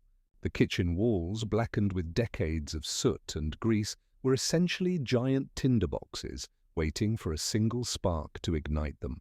Wooden beams overhead, dried by years of heat and saturated with cooking fats, could burst into flames with terrifying speed. The kitchen staff worked in conditions that would horrify modern safety inspectors. Scullery maids and kitchen boys skewered between blazing hearths, carrying buckets of scalding water and platters of searing meat. Burns were so common, they were considered an occupational hazard rather than an accident. Many kitchen workers bore the permanent scars of their trade with hands and arms marked by countless encounters with hot metal, boiling liquids, and open flames. The very architecture of these kitchens created deadly traps. Narrow doorways that could accommodate only one person at a time became bottlenecks during emergencies. When fires broke out, which they did with alarming frequency, workers found themselves trapped between walls of flame with no escape route. The high stone walls that contained the heat also contained the people, turning the kitchen into a furnace with human fuel. Water, that most basic necessity, presented its own lethal challenges within castle kitchens. Wells were often contaminated by seepage from primitive sewage systems or tainted by the decomposing bodies of animals that had fallen into the water source. The castle's water supply frequently harbored deadly bacteria and parasites that could kill as efficiently as any sword. Kitchen workers who drank from these sources faced constant risk of dysentery, typhoid, and cholera. Food storage areas were breeding grounds for vermin and disease. Grain stores attracted rats by the thousands, and these rodents brought with them fleas carrying bubonic plague. The Black Death, which devastated Europe in the 14th century, often entered castles through their very kitchens and storerooms. Meat hung in cool chambers to cure would rot in warm weather, filling storage areas with toxic fumes and deadly bacteria. Even the salt used to preserve food could be contaminated with lead and other poisonous substances. The preparation of meals itself was fraught with danger. Massive cauldrons suspended over roaring fires could tip without warning, spilling boiling liquids across anyone unfortunate enough to be nearby.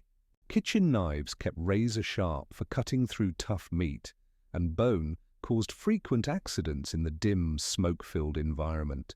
The combination of poor lighting, slippery floors, and deadly implements created a workplace where serious injury was not a matter of if, but when. Smoke from the cooking fires created another silent killer. Medieval kitchens had primitive ventilation systems at best, and the constant inhalation of thick, acrid smoke damaged the lungs of everyone who worked there. Many kitchen staff developed chronic respiratory conditions that slowly strangled their ability to breathe. The smoke also reduced visibility to dangerous levels, making it difficult to see hazards until it was too late. The hierarchy of castle kitchens created additional dangers for those at the bottom of the social ladder. Young apprentices and servants were often forced to perform the most dangerous tasks with little training or protection. They might be ordered to clean out hot ovens while embers still glowed, or to venture into smoke-filled storage areas to retrieve supplies during fires. Their expendable status meant their safety was rarely a concern for their superiors. Poisoning, whether accidental or intentional, was another constant threat in castle kitchens. Spoiled food was common due to poor preservation methods and lack of refrigeration. Cooks had to rely on smell and taste to determine if meat was safe to eat, but these senses were often dulled by the constant exposure to smoke and strong odor. Ergot poisoning from contaminated grain could cause hallucinations, convulsions, and death. Lead poisoning from putter plates and cups used in food preparation created slow, agonizing illness. The very people responsible for feeding the castle faced the greatest food insecurity. Kitchen workers were often fed scraps and leftovers, the least nutritious and most potentially dangerous portions of meals. Malnutrition weakened their immune systems, making them more susceptible to the diseases that flourished in the unsanitary kitchen environment. Ironically, those who prepared feasts for nobles often went hungry themselves. Accidents with cooking equipment were particularly gruesome in an age without proper medical care. A worker might be scalded by steam from a boiling pot, burned by molten fat, or crushed by falling equipment. Without antibiotics or proper wound care, even minor injuries could become infected and led to death. The primitive medical knowledge of the time meant that treatments were often more harmful than the original injury. The seasonal nature of food supplies created periods of extreme stress in castle kitchens. During times of siege or famine, kitchen staff were under enormous pressure to stretch dwindling supplies. They might be forced to prepare food from questionable sources or to work longer hours under even more dangerous conditions. The desperation of these times led to increased accidents and poor decision-making that put everyone at risk. Even the act of obtaining ingredients could be deadly. Kitchen workers might be sent to gather herbs from areas where poisonous plants grew alongside edible ones. Without proper botanical knowledge, they could accidentally harvest deadly nightshade instead of edible berries or confuse poisonous mushrooms with safe varieties. These mistakes could kill not just the gatherer, but anyone who consumed the resulting meal. The preservation methods used in medieval times created their own hazards. Smoking meat required tending fires for days, increasing the risk of burns and smoke inhalation. Salting food required handling large quantities of coarse salt that could cause severe cuts and chemical burns. Pickling involved working with strong acids that could cause blindness if splashed in the eyes. Fire remained the greatest threat of all in castle kitchens. The combination of open flames, wooden structures, and flammable materials created perfect conditions for catastrophic blazes. When kitchen fires spread, they could consume entire sections of a castle with terrifying speed. The narrow staircases and corridors that led to and from kitchens became death traps as people struggled to escape the advancing flames. The psychological toll of working in such dangerous conditions cannot be underestimated. Kitchen workers lived in constant fear of injury, illness, or death. This stress weakened their immune systems and made them more prone to accidents. The high turnover rate in castle kitchens was due not just to the physical dangers, but to the mental exhaustion of living under such constant threat. Water-related accidents were particularly common in castle kitchens, wells, and systems. Essential for cooking and cleaning were often inadequately covered or protected. Kitchen workers regularly fell into these water sources while drawing water in dark or icy conditions. The weight of full water buckets caused many to slip on wet stone floors, leading to broken bones and head injuries that could prove fatal. The irony of medieval castle kitchens was profound. The very spaces designed to sustain life became some of the most lethal areas within these fortifications. The daily necessity of preparing food transformed into a deadly gamble where workers risked their lives to feed others. These kitchens embodied the fundamental contradiction of medieval castles themselves, structures built for protection that became monuments to human suffering and death. In examining these kitchen hazards, we see how the medieval approach to castle design prioritized military function over human safety at every level. From the grandest lord to the humblest scullery maid, no one was truly safe within these walls. The kitchens serve as a microcosm of the broader castle environment, where death lurked in every corner and survival was never guaranteed. The legacy of these dangerous kitchens reminds us that medieval castles, for all their impressive architecture and romantic appeal, were fundamentally places where human life was considered expendable in service of military and political goals. They stand as monuments not just to medieval engineering, but to the countless lives lost in their construction, maintenance, and daily operation. Why medieval castles were death traps? As we've explored the countless hazards that plagued medieval castle life, from the obvious dangers of warfare to the hidden perils of everyday existence, we must now turn our attention to perhaps the most insidious threat of all, the psychological toll these fortress prisons exacted on their inhabitants. For while we've examined how medieval castles could kill the body through disease, accident, and structural failure, they were equally adept at slowly destroying the human spirit. Picture yourself confined within the massive stone walls of a medieval castle during the long winter months. The thick walls that promised protection from enemies also blocked out the sun's warming rays, leaving vast chambers perpetually shrouded in gloom. Small, narrow windows designed to prevent arrow attacks also prevented adequate light from penetrating the interior spaces. Oil lamps and candles provided only flickering, inadequate illumination, casting dancing shadows that played tricks on the mind during the endless dark hours. The isolation was perhaps the cruelest torment of all. Medieval castles were often built in remote strategic locations far from populated areas. During times of siege or harsh weather, inhabitants could find themselves completely cut off from the outside world for months at a time. The same moat that kept enemies out also kept the inhabitants trapped within, creating a sense of being buried alive within their stone tomb.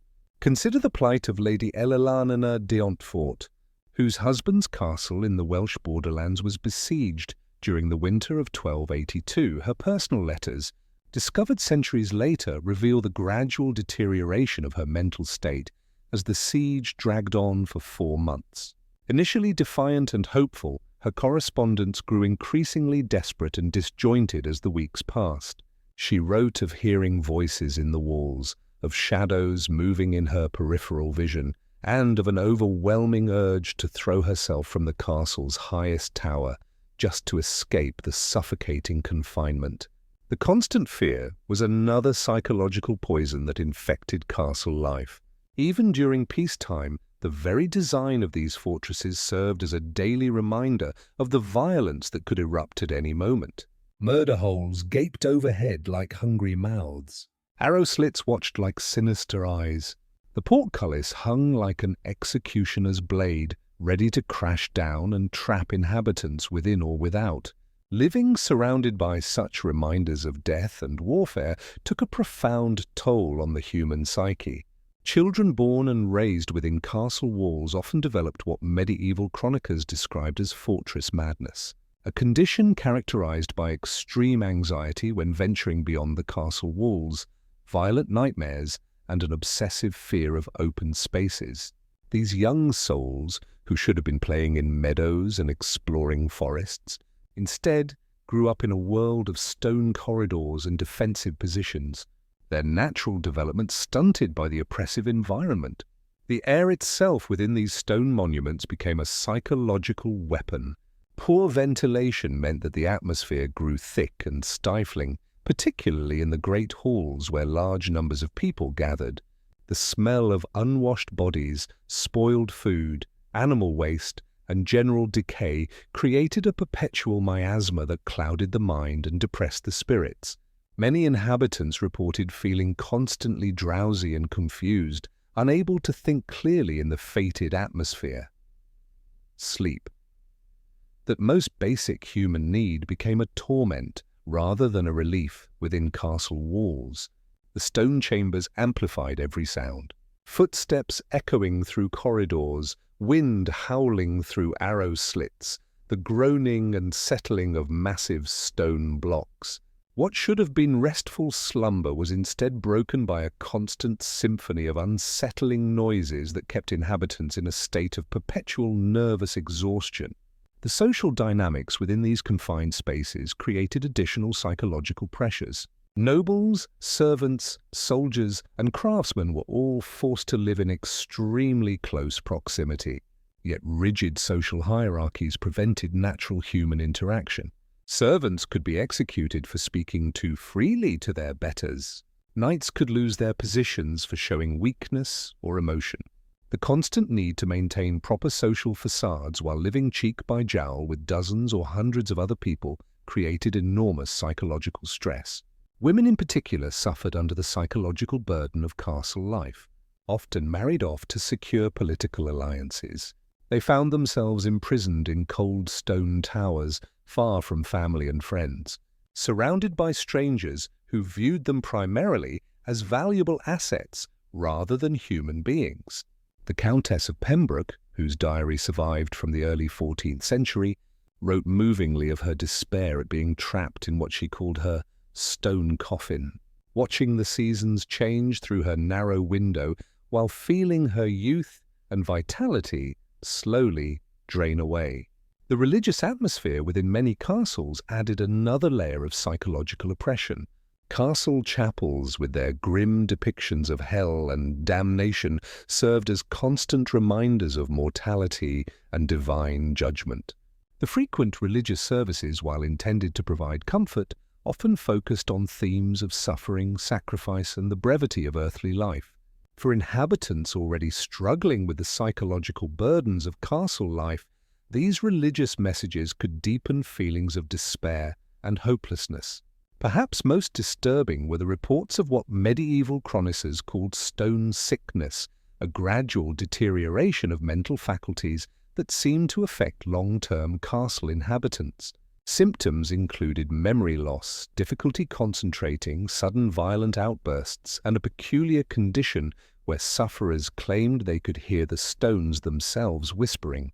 Modern historians have theorized that this condition may have been caused by a combination of factors, including poor air quality, lead poisoning from pipes and vessels, vitamin D deficiency from lack of sunlight, and the chronic stress of fortress life. The very architecture of medieval castles seemed designed to break the human spirit. Narrow, twisting staircases that left climbers dizzy and disoriented, corridors that led nowhere, creating a maze-like confusion, chambers with impossibly high ceilings that made human occupants feel insignificant and powerless. Every element of castle design, while serving defensive purposes, also served to remind inhabitants of their vulnerability and mortality. Seasonal depression took on new depths of meaning within castle walls. As autumn gave way to winter, the already limited natural light dwindled to almost nothing. The thick stone walls, which retained cold as effectively as they retained heat, created internal temperatures that remained uncomfortably frigid regardless of the number of fires lit. Inhabitants reported feeling as though they were slowly freezing from the inside out, their very souls growing cold along with their bodies. The psychological impact extended beyond the castle walls themselves. Families and communities that depended on these fortresses lived in constant anxiety about the mental state of their lords and ladies. A psychologically unstable castle lord could make life or death decisions that affected hundreds or thousands of people. There are numerous historical accounts of castle lords who, driven mad by the stresses of fortress life, made increasingly erratic and dangerous decisions that ultimately led to the destruction of their domains and the death of their people. Even the supposed safety and security provided by castle walls came with a psychological cost. The knowledge that one's survival depended entirely on the strength of stone and mortar created a profound sense of vulnerability. Inhabitants lived with the constant awareness that their protection was ultimately illusory, that given enough time, determination, and resources, any castle could be breached. This knowledge created a persistent undercurrent of anxiety that colored every aspect of daily life. The cumulative effect of all these psychological pressures was devastating. Medieval records are filled with accounts of castle inhabitants who simply gave up the will to live, wasting away despite having adequate food and shelter. Others turned to alcohol or other substances to numb their psychological pain, only to find that these temporary escapes made their situations worse. Still, others became obsessed with death, spending their days composing elaborate funeral plans or building increasingly elaborate tombs. As we reach the conclusion of our examination of why medieval castles were death traps, we must acknowledge that these massive stone fortresses killed not only through obvious physical dangers, but also through the slow, insidious destruction of human psychological well-being. They were monuments to humanity's ingenuity in creating structures that could withstand siege engines and armies. Yet they were also testaments to our species' remarkable ability to create environments that were hostile to our own flourishing. The medieval castle stands as a stark reminder that survival and living are not the same thing. While these fortresses may have kept their inhabitants alive in the narrow sense of preventing immediate death from enemy action, They simultaneously created conditions that made truly living with joy, freedom, and psychological health nearly impossible. The castle's livestock, essential for food and materials, suffered tremendously during winter months. Animals would freeze to death in their stalls, depriving inhabitants of fresh meat, milk, and eggs. The death of horses was particularly catastrophic, as it eliminated any possibility of escape or communication with the outside world. Dead animals would often remain frozen in place until spring, creating additional health hazards as they eventually thawed and decomposed. Water for drinking, cooking, and cleaning had to be melted from snow and ice, a process that required constant fires and tremendous amounts of fuel. The competition for wood became so fierce that furniture, doors, and even structural elements were sometimes burned for warmth, further compromising the castle's integrity and livability. The isolation imposed by winter weather meant that any serious emergency became a death sentence for the entire castle population. If supplies ran low, if disease broke out, or if structural damage occurred, there was no possibility of outside assistance until spring. Many castles that were thriving communities in autumn were discovered in spring to contain nothing but frozen corpses, mute testimony to winter's deadly embrace. The irony was profound and tragic. These massive stone fortresses, built at enormous cost and effort to protect their inhabitants from human enemies, became elaborate tombs during the very season when protection was most needed. The same thick walls that could withstand siege engines became prison walls that trapped inhabitants with cold, hunger, and disease. The same height that provided strategic advantage became a guarantee that any fall would be fatal. As spring finally arrived and the ice began to melt, the full horror of winter's toll would be revealed. Bodies would emerge from snowdrifts in courtyards. Wells would yield up the frozen corpses of those who had fallen through ice, and the castle's population would often be reduced by half or more. The survivors, weakened by months of privation and trauma, would face the enormous task of disposing of the dead and attempting to rebuild their shattered community. Medieval castles, these monuments to human ambition and engineering skill, were ultimately revealed as elaborate death traps that turned the natural cycle of seasons into an annual holocaust. The very features that made them impressive as defensive structures made them uninhabitable as human dwellings. Winter after winter, these stone fortresses claimed the lives of those they were meant to protect, proving that sometimes the greatest enemy was not an invading army, but the simple, relentless advance of winter itself. Looking at your medieval castle script summary and the reference materials, I'll create part 12 that serves as a compelling conclusion to your series. Here's the script.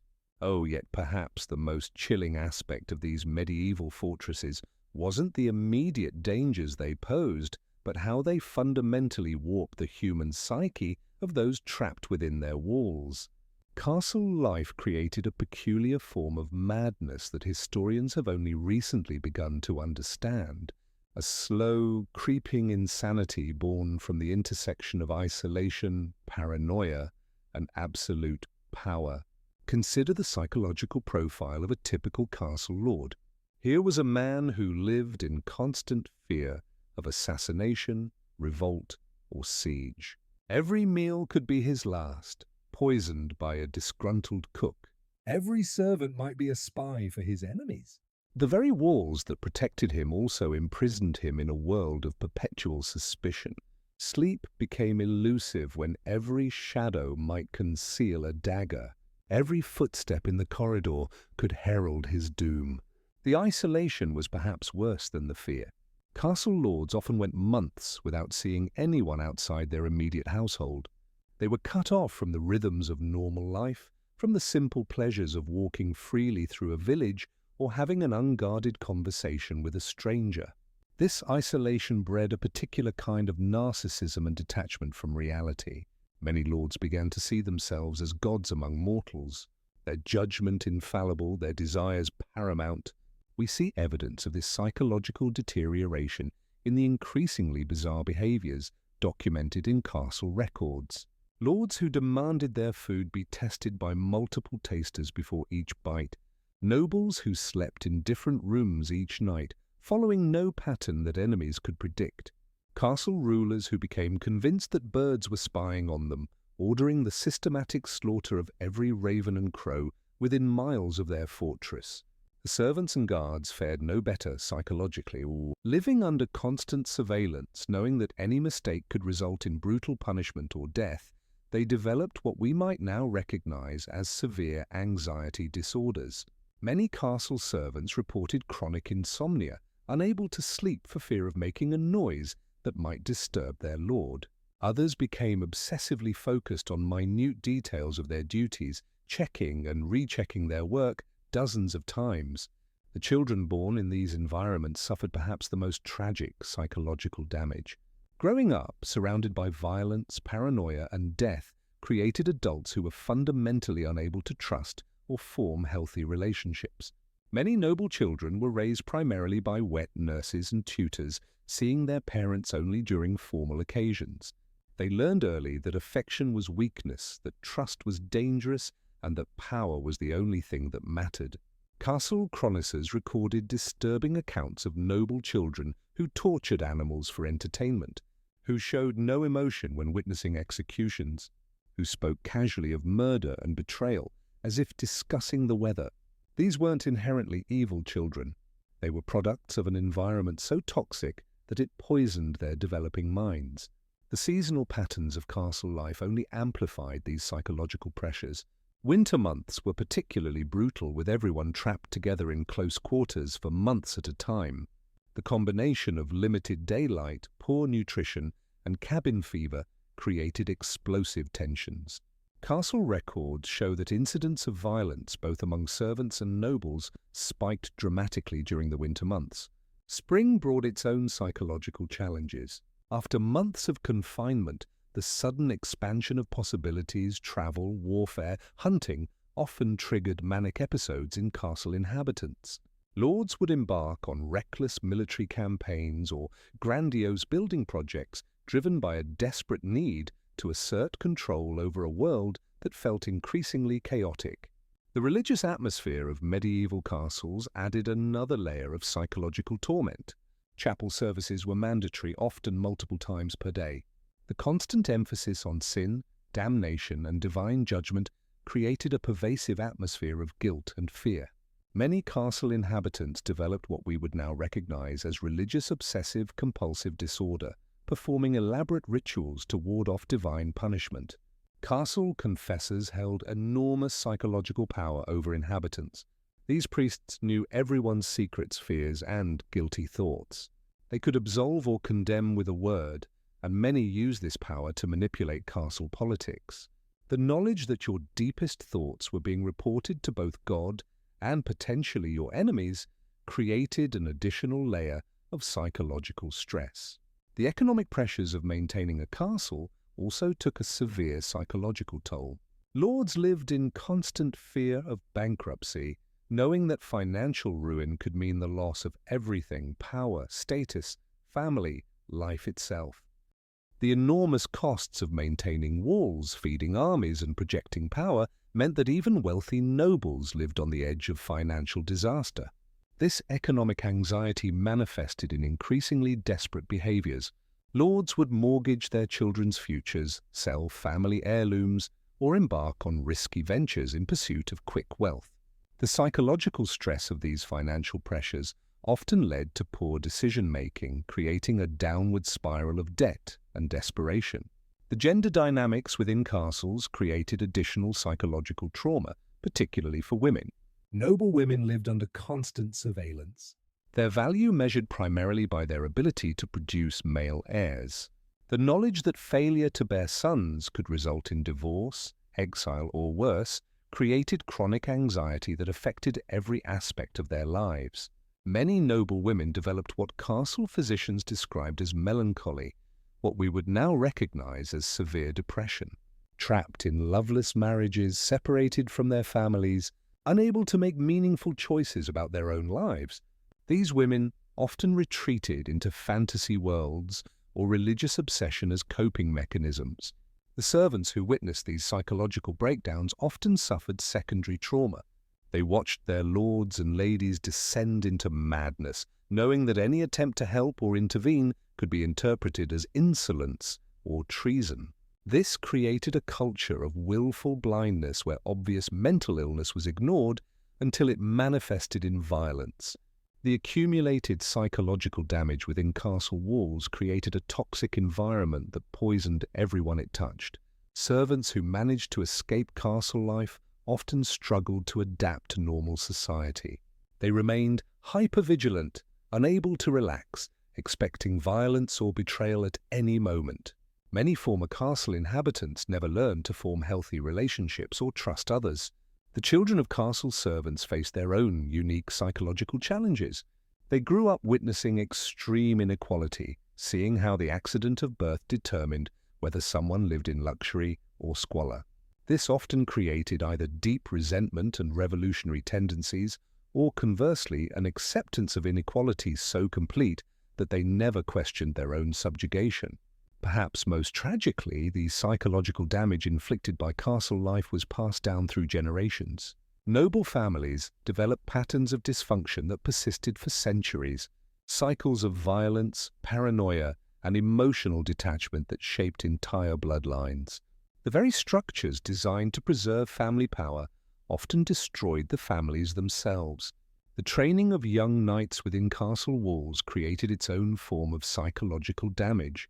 Boys as young as 7 were sent away from their families to serve as pages, beginning a process of deliberate dehumanization designed to create perfect warriors. They were taught to suppress all emotion except anger, to view violence as the solution to every problem, and to measure their worth solely through their ability to kill. This knightly education created men who were superb fighters, but utterly incapable of functioning in peaceful society. Many knights struggled with what we would now recognize as PTSD, having witnessed and participated in horrific violence from childhood.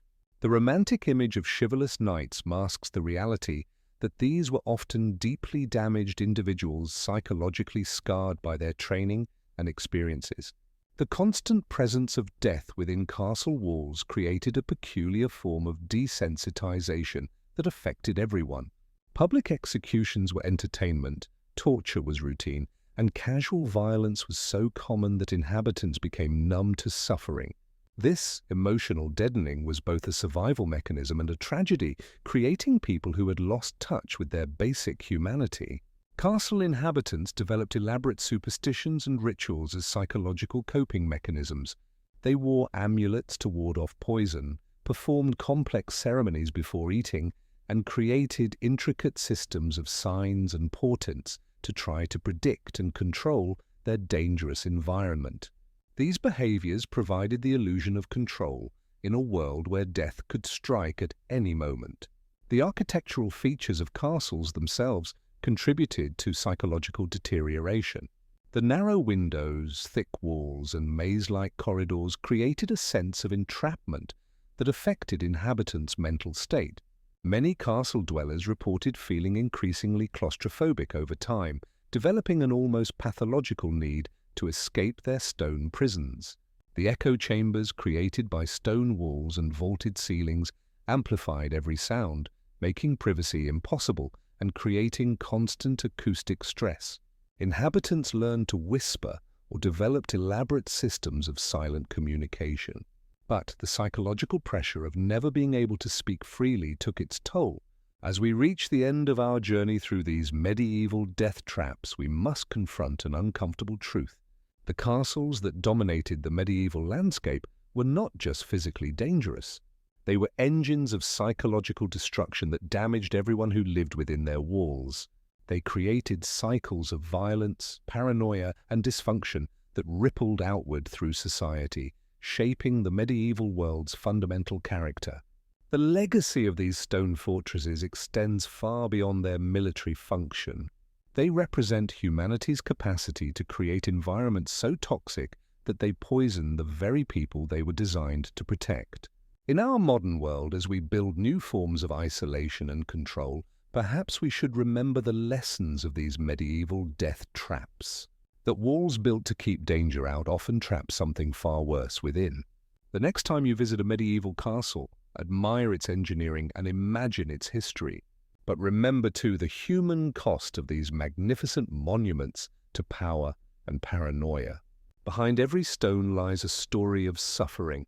Behind every tower, a tale of lives cut short, not by enemy action, but by the very fortress that promised safety. These were not homes. They were elaborate tombs for the living, beautiful prisons that trapped their inhabitants in cycles of fear, violence, and madness that lasted for centuries. In the end, medieval castles achieved their purpose perfectly. They were indeed impregnable fortresses, but what they kept out was not just enemies, but humanity itself, creating stone monuments to mankind's eternal struggle between the need for security and the cost of freedom. And in that struggle perhaps lies a lesson for us all.